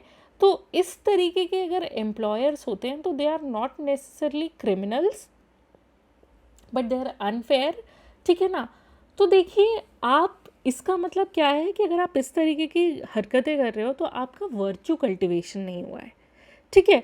तो अब देखिए एथिक्स का क्या मतलब होता है, वर्चू कल्टिवेशन होता है कि ethics is about shaping who we are, है ना। वर्चू का एक्चुअल मीनिंग क्या होता है कि आपके कुछ हाई मॉरल स्टैंडर्ड्स होने चाहिए, ठीक है। हाई मॉरल स्टैंडर्ड्स अगर इस जगह पे एम्प्लॉयर के होते तो वो क्या करते कि प्रॉपर शिफ्ट डिफाइन करते जितना किया जा सकता है, एम्प्लॉयज़ को ट्रेन करते और उसमें से वो ग्रोथ निकालने की कोशिश करते। Okay, so this is what is high moral standard means, ठीक है ना। अब देखिए आपने, अगर आपके हाई मॉरल स्टैंडर्ड्स है यहाँ पे, क्योंकि एम्प्लॉयज़ जो हैं वो पावरफुल नहीं है तो आप जो भी चाहे उनके साथ कर रहे हैं, लेकिन अगर आपके हाई मॉरल स्टैंडर्ड्स होते तो ऑब्वियसली आप ये सारी चीज़ें नहीं करते, ठीक है। इसलिए नहीं करते क्योंकि आपको गवर्नमेंट ने बोला है, ठीक है ना, या किसी ने आपको बोला है या समझाया है, नहीं, आप इसीलिए नहीं करते क्योंकि आपको अंदर से ये पता चलता कि देखिए ये जो तरीका है ये गलत है, ठीक है। तो natural tendency to act well ये डेवलप करता है एथिक्स। तो अगर कोई एम्प्लॉयर एथिकल होगा तो वो डेफिनेटली इस तरीके की चीज़ें नहीं करेगा, वो सेंसिटिव होगा, वो फेयर होगा, ठीक है ना। तो एथिक एक्चुअली क्या आपको मदद करता है कि you have a internal tendency to naturally act well, ठीक है। तो अब देखिए एथिक्स का मतलब वर्च्यू कल्टीवेशन है, तो इसका मतलब है आपके हाई मॉरल स्टैंडर्ड्स हैं, आपकी एजुकेशन ऐसी है जो आपको हाई मॉरल स्टैंडर्ड्स इनकलकेट करने में मदद कर रही है। ना ही सिर्फ आपकी एजुकेशन है हाई मॉरल स्टैंडर्ड्स में, वो हैबिट भी है और उसकी वजह से आपने जो वर्च्यूज़ हैं वो लाइफ लॉन्ग ग्रो भी किए, है ना। तो it's not always see people are not, ज़रूरी नहीं है कि the most wealthiest person in the world is the happiest person in the world. The most wealthiest person in the world can be the happiest person in the world also if he had earned all that ethically, ठीक है। तो यहाँ पे ज़्यादा पैसे कमाना बुरा नहीं है, बट ज़्यादा पैसे एक्सप्लॉयटेशन से और लेबर एक्सट्रैक्शन से कमाना बुरा है, ठीक है ना। तो देखिए लाइफ लॉन्ग ग्रोथ भी होगी if you will deliver growth to others. So that is the thing कि एथिक्स जो है वो हाई मॉरल स्टैंडर्ड्स के बारे में, ओके। एंड ऑब्वियसली अगर एथिक्स के जो हाई मॉरल स्टैंडर्ड्स है या जो वर्च्यू है, तो वर्च्यू कल्टीवेशन हमेशा इंटरनल ही होता है। अगर वर्च्यू कल्टीवेशन एक्सटर्नल होगा तो आप एथिक्स सिर्फ तब तक ही फॉलो करोगे जब तक आपको किसी एक्सटर्नल अथॉरिटी का डर है। आपको ऐसा लग रहा है कि यू आर अंडर गेज, तो कोई आपको देख रहा है इसलिए आप एथिक्स फॉलो कर रहे हो। जब कोई नहीं देख रहा है तो आपकी चॉइस क्या है कि I would be rather be unethical, ठीक है। लेकिन अगर आपका वर्च्यू कल्टीवेशन प्रॉपरली हुआ है तो एथिक्स आपने क्या कर लिए हैं, इंटरनलाइज कर लिए हैं, ठीक है ना। अगर आपने एथिक्स इंटरनलाइज कर लिए हैं तो इसका मतलब क्या है कि आप में जेन्युइन गुडनेस है। What is the meaning of genuine goodness? कि देखिए जो ये रूल्स है, एथिक्स है, मॉरल्स है, आप इसलिए नहीं फॉलो कर रहे because you are under gaze और यू फील दैट कि फियर है आपको किसी अथॉरिटी का, वो सेल्फ एनफोर्स ही होंगे। और फिर देखिए इससे क्या होगा कि न्यू इनोवेटिव्स वेज नए इमर्ज होंगे कि करप्शन ऐसे हो जाए या ये सारी चीज़ें ऐसी हो जाए, ठीक है। आप नए तरीके ढूंढोगे एथिकल होने के। अभी एथिकल ना होने के बहुत सारे बहाने होते हैं कि प्रैक्टिकल तो यही होता है एंड ये सारी चीज़ें, and there will be so many things that will be coming in the future, और उसमें अनएथिकल होने के 1000 बहाने मिल जाएंगे, ठीक है। तो ये वाली चीज़ है। लेकिन अगर आप इंटरनलाइज कर लेते हो वर्चुअल एथिक्स तो आपको पता है कि आप नए ऐसे इनोवेटिव वेज नहीं ढूंढोगे कि आप जो है अनएथिकल जो प्रिंसिपल्स हैं उनको जस्टिफाई करो, fine. So this is about virtue cultivation, right. Now let us look at ethics as balance, ठीक है। तो अब देखिए एथिक्स एज बैलेंस इसलिए कहा जा रहा है कि जब आप मॉरल लाइफ जीते हो, यानी कि डे टू डे सिचुएशंस में आप रियली एथिकल प्रिंसिपल्स को अप्लाई करना चालू करते हो, तो ethics are really black and white, ठीक है। तो देखिए ethics are rarely black and white का क्या मतलब है कि देखिए ज़रूरी नहीं है कि आपको ये पता चल जाए कि ये एथिकल है 100% और ये अनएथिकल है। There will be sometimes some situations जहाँ पे आपको एथिकल वैल्यूज़ को बैलेंस करना पड़ेगा। दो एथिकल वैल्यूज़ आपस में कंपटीशन में आ जाएंगी, जैसे ट्रुथ और कंपैशन जो है वो कंपटीशन में आ गया, ठीक है। जैसे for example if somebody is trying to steal, ठीक है ना, but the same person is very poor also, तो अब आप देखिए ट्रुथ तो ये है कि he is stealing and that is unethical, ठीक है। But at the same time compassion भी होगा, वाई? बिकॉज कि he is very poor and does not have resource, ठीक है, and his means of survival is only stealing, ठीक है ना। तो आप दो चीज़ें करोगे, because he is poor, he is under resource, तो definitely you will provide him some resource, but at the same time what are you going to do is आप रिफॉर्म के लिए कुछ ना कुछ तो पीनल प्रोविजंस रखोगे ताकि उसका डेटरेंस हो, fine. So this is the thing कि ट्रुथ वर्सेस कंपैशन, हमें दोनों वैल्यूज़ को रिकॉग्नाइज करना है यहाँ पे, कि सिर्फ पॉवर्टी की वजह से हम हर तरीके के क्राइम या चोरी या डेकॉइटी नहीं जस्टिफाई कर सकते, okay. Then there is something called freedom versus security, ठीक है। तो देखिए इतना ज़्यादा ये न्यूज़ में रहता है, इतना ज़्यादा हमेशा ये एथिक्स में भी पूछा जाता है कि देखिए आपको कितनी फ्रीडम ऑफ एक्सप्रेशन है ना? और कितना आपको प्राइवेसी का राइट है और कब तक है? क्या नेशनल सिक्योरिटी एक बड़ी वैल्यू है या आपका फ्रीडम ऑफ एक्सप्रेशन या प्राइवेसी एक बड़ी वैल्यू है? और कहाँ तक आप नेशनल सिक्योरिटी के बेसिस पे फ्रीडम ऑफ एक्सप्रेशन को सप्रेस कर सकते हो?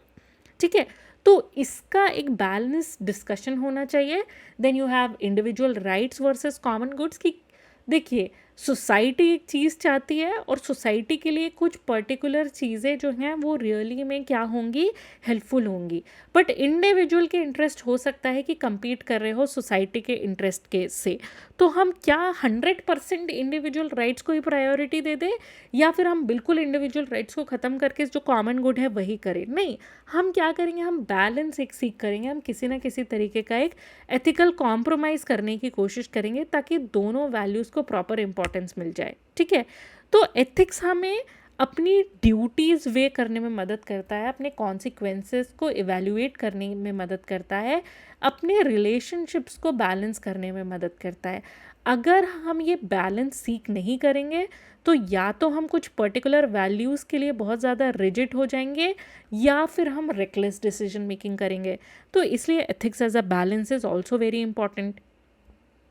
ओके, तो देखिए अगर रिजिड रेकलेस एथिक्स हो गए तो आप सिक्योरिटी को ओवर एम्फेसाइज कर रहे हो, कोई भी फ्रीडम नहीं है, ओवर एम्फेसिस हमने सिक्योरिटी को अगर किया फ्रीडम के सामने तो आपको ऑपरेशन देखने को मिलेगा। ऑपरेशन मतलब overall unhappiness in the society.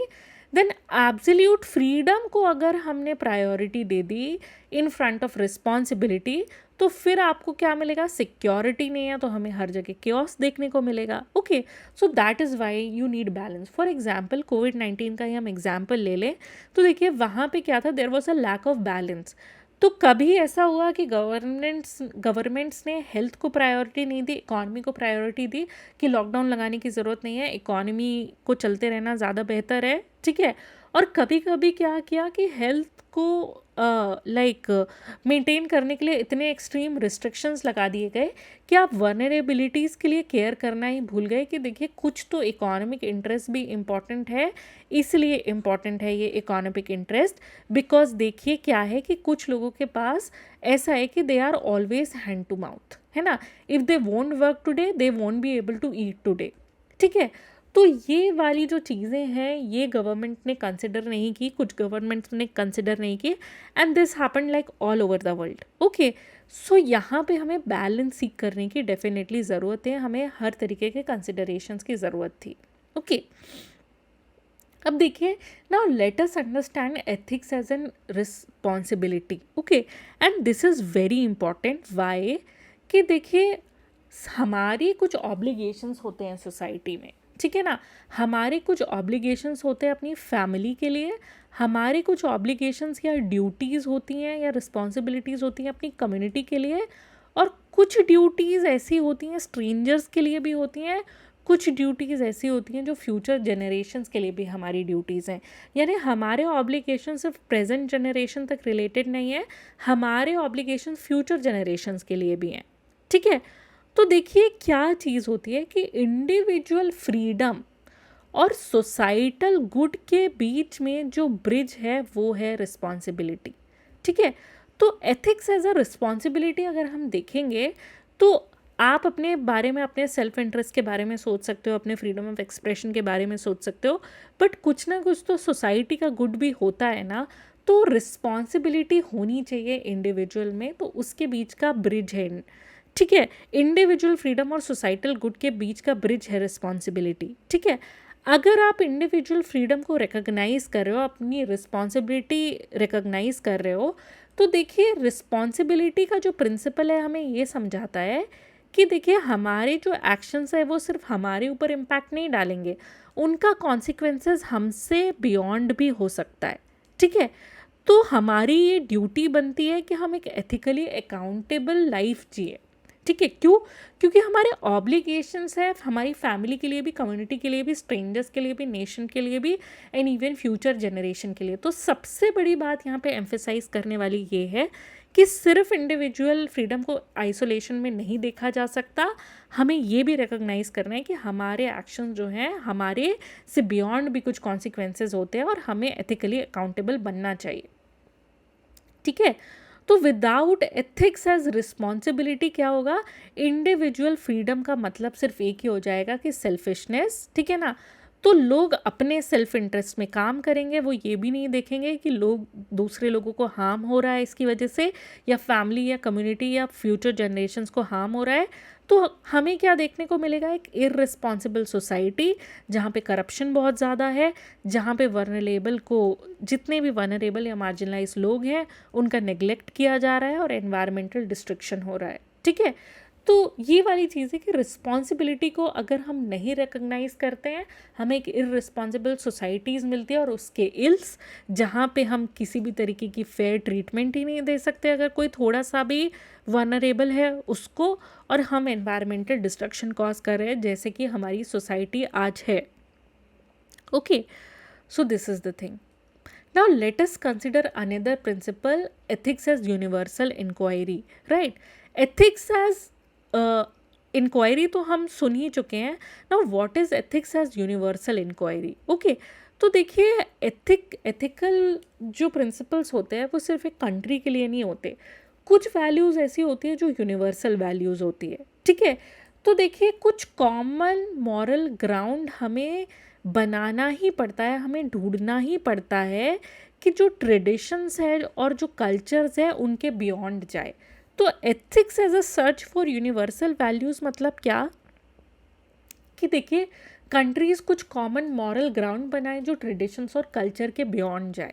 Okay, जैसे कि देखिए there are certain cultures and tradition जहाँ पे आपको मिलेगा कि ऑनर किलिंग होती है, कास्ट डिस्क्रिमिनेशन है, कम्युनलिज्म है, रेसिज्म है, चाइल्ड मैरिज है। तो यहाँ पे कोई डिग्निटी नहीं है, यहाँ पे कोई जस्टिस नहीं है, यहाँ पे वायलेंस बहुत ज़्यादा है।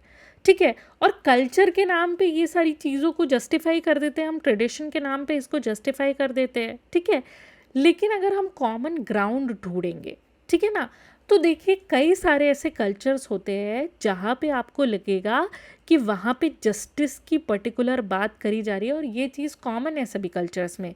जैसे कि अफ्रीका में उबंतु फिलॉसफी है जो कि सोसाइटल गुड को कंसिडर करती है।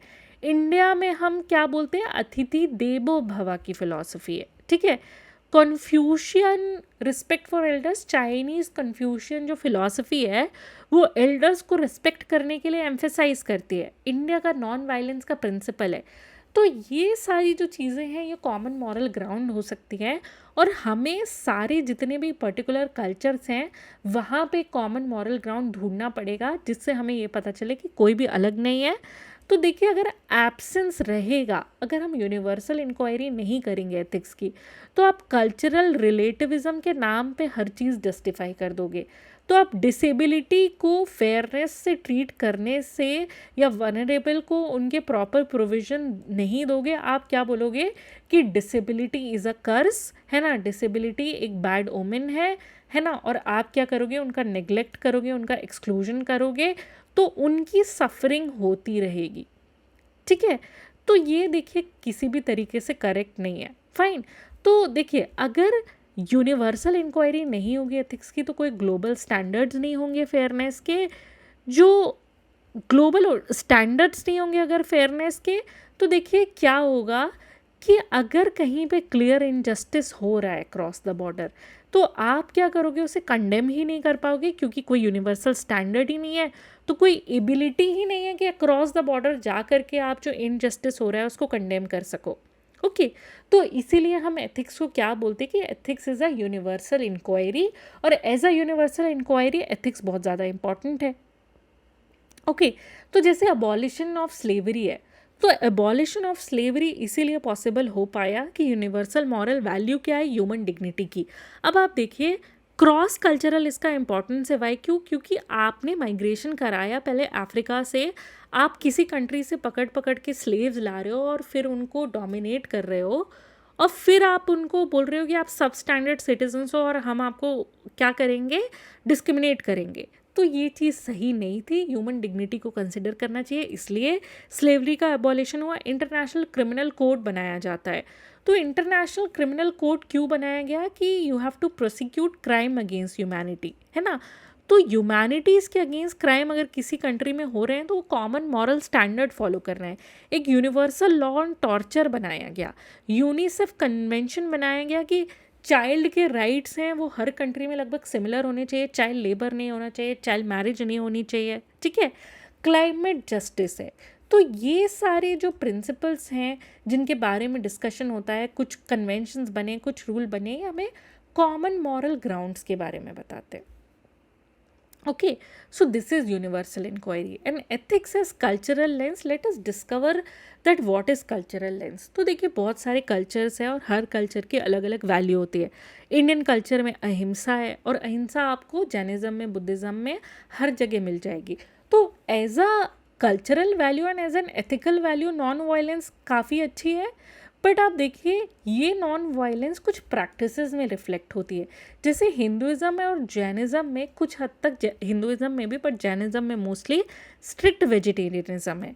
लेकिन western countries will struggle to understand इतना स्ट्रिक्ट वेजिटेरियनिज्म, लेकिन वो किस वैल्यू पे बेस्ड है, नॉन वायलेंस की वैल्यू। लेकिन क्योंकि कल्चरल स्टैंडर्ड्स ऐसे हैं कि वहाँ पे नॉन वायलेंस रिफ्लेक्ट हो रही है सिर्फ स्ट्रिक्ट वेजिटेरियनिज्म में। अगर दूसरी कंट्रीज़ ये समझेंगे कि यहाँ पे प्रिंसिपल नॉन वायलेंस का है तो डेफिनेटली देखिए कॉमन मॉरल ग्राउंड बनेगा, ठीक है। देन धर्म जो है, जो ड्यूटी है, जो रिस्पॉन्सिबिलिटी है, अब एथिक्स एज अ रिस्पॉन्सिबिलिटी जो है वो हम पहले ही डिस्कस कर चुके हैं।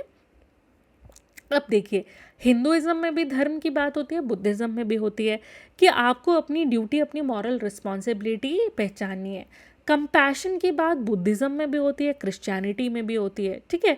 तो अक्रॉस द कल्चर आपको कई सारी कॉमन वैल्यूज़ मिलती हैं। चाइनीज़ जो है उनकी कन्फ्यूशियन एथिक्स है, वो फीलियल पायरिटी यानी फैमिली के लिए आप जो कुछ कर सकते हैं, ठीक है, फैमिली को आप रिस्पेक्ट करिए, एल्डर्स को आप रिस्पेक्ट करिए, ये बहुत ज़्यादा इंपॉर्टेंट है। देन दाओइज्म में क्या है, सिंप्लिसिटी के बारे में, और सिंप्लिसिटी से क्या होता है, we will achieve harmony with nature.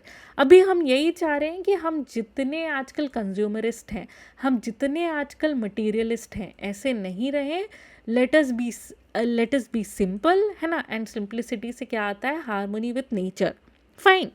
तो ये एक वैल्यू हो सकती है। देन जूइश ट्रेडिशन में क्या है, जूइश ट्रेडिशन में एक फ्रेज है tikkun olam. Okay, what is the meaning of tikkun olam, कि they have the duty to repair the world, है ना, कि वर्ल्ड में जो चीज़ें फिक्स करने लायक है उनको फिक्स करना चाहिए, and that is there religious duty, ठीक है। This is the thing. अब ऑब्वियसली ये कैसे फिक्स होना चाहिए, नॉन वायलेंस के बेसिस पे फिक्स होना चाहिए, ठीक है ना। ऐसा ये एक एथिकल प्रिंसिपल होना चाहिए। क्रिश्चियन ट्रेडिशन में एक एथिकल रूल है जिसको गोल्डन मीन कहा जाता है, ओके।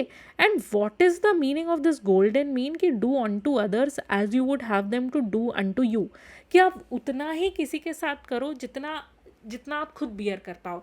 अगर वही चीज़ें आप खुद बियर नहीं कर पाते हो, है ना, अगर आपके साथ कोई वो करे और आपको अनएथिकल लगे तो फिर आप प्लीज़ दूसरे के साथ भी वैसा मत करो, ठीक है। तो देखिए ये कल्चर में, रिलीजन में ये सारी चीज़ें हैं, फाइन। तो यहाँ से हमें पता चलता है कि देखिए कल्चर्स में भी बहुत सारे एथिक्स हो सकते हैं। और अब आप देखेंगे कि देखिए अगर हम मॉरल रीजनिंग करेंगे तो मॉरल रीजनिंग हम अपनी डे टू डे लाइफ में करते हैं। डे टू डे लाइफ में कल्चर बहुत ज़्यादा इंपॉर्टेंट रहता है।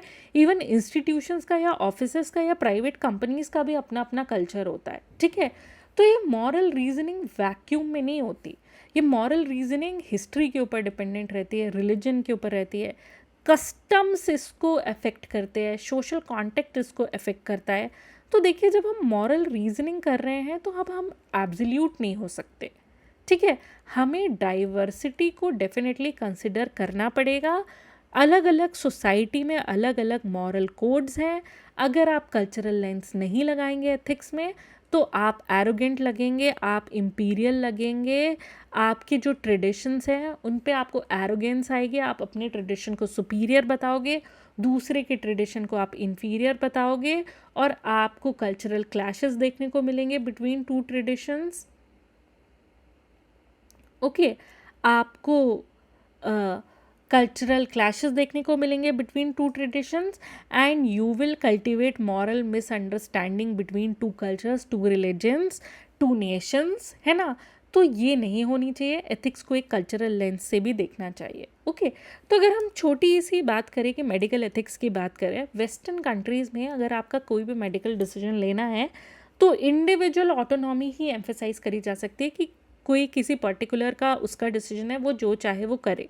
लेकिन ईस्टर्न कंट्रीज़ में फैमिली का रोल और उनकी विशेस भी उतनी इंपॉर्टेंट रहती है, और ये कल्चरल लेंस है। फैमिली का रोल अनएथिकल नहीं माना जाएगा। ओके, ये कल्चरल लेंस है मेडिकल एथिक्स का, and they are different in both the countries. And you will see कि यूथनेशिया किन्हीं यूरोपियन कंट्रीज़ में एक्टिव यूथनेशिया भी है, यानी कि आप चाहो तो you have no element but still you can end your life fine. But at the same time क्या है कि कुछ कंट्रीज़ में ओके यूथनेशिया जो है पैसिव भी नहीं अलाउड है, तो सफरिंग भी नहीं एलिमिनेट कर पा रहे, और कुछ कंट्रीज़ में पैसिव यूथनेशिया अलाउड है। तो देखिए कल्चरल लेंस अलग अलग चीज़ें कहता है। जैसे कि इंडिया में ही पहले यूथनेशिया अलाउड नहीं था, जैन प्रैक्टिस जो थी, जो संलेखना की जैन प्रैक्टिस थी उसको बैन किया जा रहा था। ओके, बट एक ही कंट्री में देखिए कल्चरल कॉन्टेक्स्ट अलग अलग है ना, कि जैनिज्म में ये प्रैक्टिस है संलेखना की, है ना, लेकिन उसका लोग कॉन्टेक्स्ट नहीं समझ पा रहे थे। तो we have to like view according to the cultural और the religious lens as well. ठीक है, अब देखिए एथिक्स जो है वो डायलॉग भी है। ठीक है ना, डायलॉग क्या है, जब तक आप किसी से डिबेट नहीं करोगे, डिस्कशन नहीं करोगे, तो शेयर्ड अंडरस्टैंडिंग कैसे निकलेगी। ठीक है, तो देखिए डायलॉग में क्या होता है कि people will express their views, people will express their views about morals. तो देखिए इससे क्या होगा कि दो लोग आपस में डिस्कस कर रहे हैं, तो उनको म्यूचुअल कॉम्प्रिहेंशन बनेगा किसी भी एक पर्टिकुलर एथिक या मॉरल का। ठीक है, अगर नहीं करेंगे तो स्टीरियोटाइप या डिविजन्स ही अपने अपने मानते बैठे रहेंगे। लेकिन अगर डिस्कशन करेंगे तो उनको एक दूसरे के इश्यूज, एक दूसरे के व्यू पॉइंट समझ में आएंगे। तो एथिक्स एज अ डायलॉग क्या है, शेयर्ड अंडरस्टैंडिंग डेवलप करने के लिए। ठीक है, तो जब डायलॉग होता है एथिक्स के बारे में, तो इसका फ़ायदा क्या होता है कि देखिए you are going to test your ideas publicly. Otherwise privately आप क्या है, आप बायसेस होल्ड करोगे, आप डॉगमास होल्ड करोगे। लेकिन जैसे ही आपके आइडियाज़ को चैलेंज किया जाएगा, जैसे ही आपके आइडियाज़ को पब्लिकली डिस्कस किया जाएगा, तो आप उनको एग्जामिन करोगे, वो आइडियाज़ चैलेंज होंगे। अगर वो आइडियाज़ रिफ़ाइन करने के लायक हैं तो वो आइडियाज़ रिफ़ाइन होंगे, लेकिन अगर वो आइडियाज़ अपने आप में परफेक्ट हैं, वो रिफ़ाइन होने लायक नहीं है, तो उनकी वैल्यू और बढ़ जाएगी, उनके ऊपर ट्रस्ट और बढ़ जाएगा, वो और स्ट्रेंथन हो जाएंगे वो आइडियाज़। ओके, तो देखिए ये एक फ़ायदा है कि जब आप एथिक्स एज अ डायलॉग सोचते हो, ठीक है ना। और देखिए इससे फ़ायदा ये भी है कि it will help in increasing the inclusivity and voice of the people. क्योंकि यहाँ पे जब एथिकल प्रिंसिपल्स के बारे में बात हो रही है तो सब लोग पार्टिसिपेट कर रहे हैं। तो देखिए एथिक्स यानी कि नॉर्म्स ऊपर से नहीं इम्पोज किए जा रहे, कोई अथॉरिटेरियनिज्म नहीं चल रहा कि किसी फ्यू लोगों ने ज़्यादा लोगों पर ये अथॉरिटी इम्पोज कर दी है। तो ethics as a dialogue is also important. ये भी एक फीचर है एथिक्स का कि डे टू डे लाइफ में जो एथिकल डिसीजन है उनके ऊपर डिस्कशन किया जाता है। ठीक है, तो देखिए जब आप डिस्कशन करते हो तो आपको दूसरे का व्यू पॉइंट पता चलता है, आपको दूसरे के वर्ल्ड का जो मॉरल कंपास है वो पता चलता है। ठीक है, आप कंपैशन डेवलप करते हो, आप रिस्पेक्ट डेवलप करते हो। लेकिन अगर आप डायलॉग नहीं करते हो तो आपका जो एथिकल रीजनिंग है वो थोड़ा एब्स्ट्रैक्ट भी हो सकता है, वो डिटैच हो सकता है लिविंग एक्सपीरियंस से। क्यों, आपने कोई बात सही या गलत मान ली किसी के बारे में, लेकिन आपने कभी उसका कॉन्टेक्स्ट ही नहीं समझा दूसरे इंसान का, तो आपने उसका एक्सपीरियंस कभी लिव ही नहीं किया। ठीक है, तो देखिए जब एथिक्स का डायलॉग होता है तो आप सही में ऐसी रीजनिंग डेवलप करते हो जो आपको दूसरे के वर्ल्ड का भी व्यू देता है। ठीक है, तो ट्रांसफॉर्मेशन यहीं से आता है कि आप ओपिनियंस को एक्सचेंज करोगे, आप अपने एटीट्यूड्स को शिफ्ट करोगे, अब ज़्यादा नई मॉरल पॉसिबिलिटीज़ बन सकती हैं। स्टैटिक रूल्स को लिविंग ग्रोथ और ट्रांसफॉर्मेशन रिप्लेस करेगा। और ये बहुत ही ज़्यादा इम्पॉर्टेंट है, क्योंकि देखिए कई बार सोसाइटी में कुछ ऐसे रूल्स हो सकते हैं जो हर कॉन्टेक्स्ट में एप्लीकेबल ना हो, ठीक है।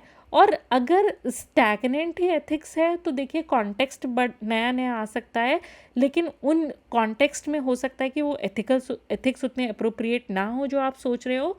तो इसलिए देखिए लिविंग ग्रोथ और ट्रांसफॉर्मेशन बहुत ज़्यादा ज़रूरी है। चलिए आगे बढ़ते हैं।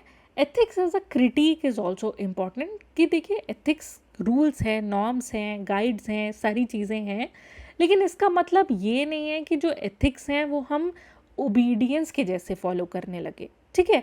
तो सिर्फ ओबीडियंस नहीं होता है एथिक्स, है ना। एथिक्स में ओबीडियंस डेफिनेटली ज़रूरी है, लेकिन सिर्फ ओबीडियंस नहीं होता है एथिक्स। आपको करेज होना चाहिए, आपको पावर होना चाहिए कि आप अनजस्ट सिस्टम्स को क्वेश्चन कर पाएँ। आप अगर कोई एथिक्स के व्हील के पीछे छुप रहा है तो उसकी हिपोक्रेसी एक्सपोज कर पाए, आप अब्यूज़ ऑफ पावर एक्सपोज कर पाए, आप इनइक्वालिटी को कन्फ्रंट कर पाए, आप ऑपरेशन को कन्फ्रंट कर पाए, आप करप्शन को कन्फ्रंट कर पाए। तो देखिए ethics as a critic is also important. एक इंक्वायरी थी, एक मॉरल इंक्वायरी थी, और ethics as a critic is also important. Y?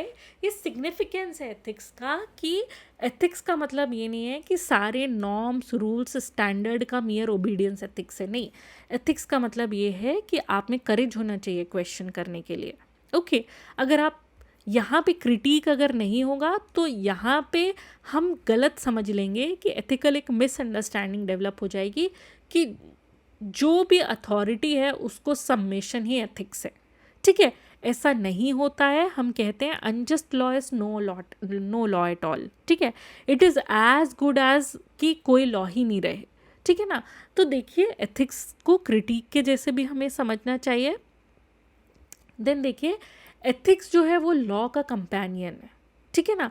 तो देखिए लॉ क्या करता है, वो इन्फोर्सिएबल रूल्स बनाता है, लेकिन एथिक्स क्या इंश्योर करता है कि रूल्स जो हैं वो जस्ट हों, रूल्स फेयर हों, ठीक है, रूल्स एथिकली साउंड हो, ठीक है ना। तो देखिए जब आप ये सोच रहे हो कि लॉज हैं और लॉज ही एथिक्स है, नहीं। लॉ जो है वो लीगैलिटी शो करता है कि किसी पार्लियामेंट ने या किसी ऐसे अथॉरिटी ने लॉ बनाया है जिसे लॉ बनाने की अथॉरिटी है, लेकिन ज़रूरी नहीं है कि उसमें मोरालिटी ही हो। तो लीगैलिटी को मोरालिटी से हमें कंफ्यूज नहीं करना है, ठीक है। लॉज बनते हैं, रूल्स बनते हैं, ये लीगैलिटी है, लेकिन एथिक्स हमें किस चीज़ में मदद करता है कि इस लीगैलिटी को हम इवैल्यूएट कर पाए और ये समझे कि रूल्स जो बने हैं वो वाकई जस्ट हैं या फेयर हैं या नहीं है। Okay, then ethics as a professional code भी है। Ethics as a professional code क्यों है कि देखिए हर किसी के लिए कोड ऑफ कंडक्ट होता है। अगर डॉक्टर्स के लिए कोड ऑफ कंडक्ट नहीं होगा तो डॉक्टर्स पेशेंट को एक्सप्लॉइट करेंगे, अगर लॉयर्स को नहीं होगा तो लॉयर्स लॉ अब्यूज़ करेंगे, इंजीनियर्स को नहीं होगा तो वो सेफ्टी इग्नोर करेंगे, जर्नलिस्ट को नहीं होगा तो जर्नलिस्ट के पास क्योंकि पावर है वो लाइज को स्प्रेड करेंगे, अगर टीचर्स के लिए कोड ऑफ कंडक्ट नहीं होगा तो वो एजुकेशन में क्वालिटी नहीं डिलीवर करेंगे, ठीक है। तो अगर प्रोफेशनल कोड नहीं होगा, कोई एथिकल कोड नहीं होगा, तो किसी भी प्रोफेशन में कोई ट्रस्ट नहीं रह जाएगा।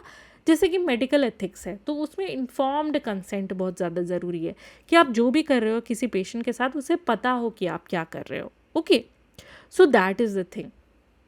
Then ethics applied problem solving है, और आप ये एथिक्स के पेपर में बहुत करते हो, है ना, कि देखिए रियल वर्ल्ड में कई सारी ऐसी सिचुएशंस हैं जहाँ पे आपको मॉरल कन्फ्यूजन होगा या एथिकल डिलेमास फेस होंगे। तो देखिए अगर एथिक्स नहीं रहेंगे तो डिसीजन आप प्रॉफिट, कन्वीनियंस और पावर पे लेते हो, है ना, लेकिन अगर एथिक्स है आपके पास तो आप एथिकल डिलेमास को रीज़न कर सकते हो। फाइन, एथिक्स ग्लोबल ड्यूटी भी है, ठीक है ना।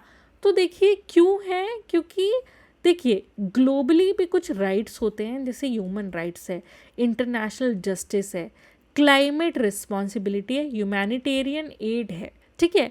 आप ये सारी चीज़ें करते हो, ठीक है ना। तो देखिए एथिक्स से क्या होता है कि अलग अलग कंट्रीज़ में सॉलिडेरिटी डेवलप होती है। ऐसा नहीं हो सकता कि किसी कंट्री ने पर्टिकुलरली कुछ सोच लिया और वो दूसरी कंट्री के साथ करने लगा, ठीक है।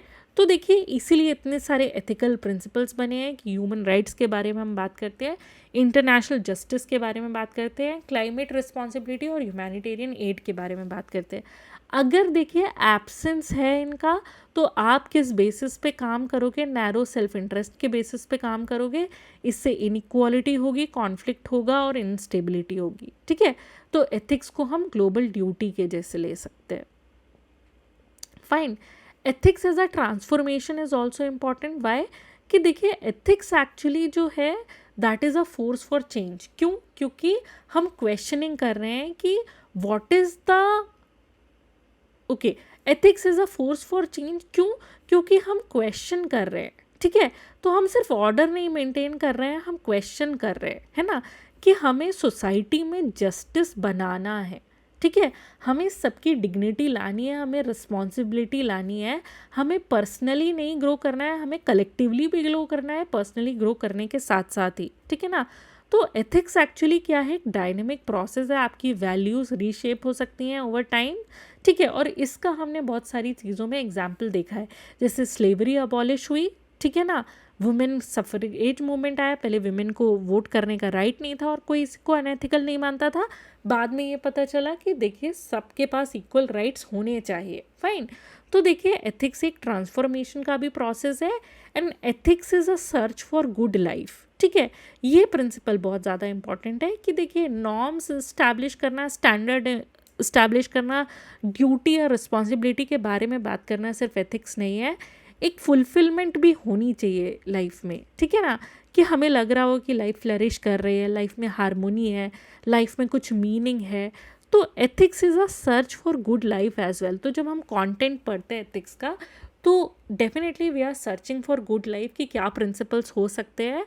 अगर हम ये गुड लाइफ के बारे में सर्च नहीं करेंगे तो हमें लाइफ फ्रैगमेंटेड दिखेगी, बिखरी हुई, डायमेंशनलेस लगेगी, खालीपन लगेगा, एम्प्टीनेस लगेगा, हमें कई तरीके के मेंटल डिसीजेस, डिप्रेशन आएंगे, हमें लगेगा कि हमारे गोल्स तो अचीव हो रहे हैं, लेकिन क्योंकि वो गोल्स कभी एथिकल पैरामीटर्स पे कभी इवेल्युएट नहीं हुए, तो उन्होंने आपको कभी मेंटल सेटिस्फैक्शन ही नहीं दिया। Okay, so ethics is a search for good life. So these are the features of ethics based on which the significance of ethics can be explained, the meaning, the real meaning of ethics can be explained. तो अब हम यही सारी चीज़ों को पढ़ने के लिए अलग अलग theories और concepts पढ़ेंगे. Okay, then we'll meet in the next video of ethics.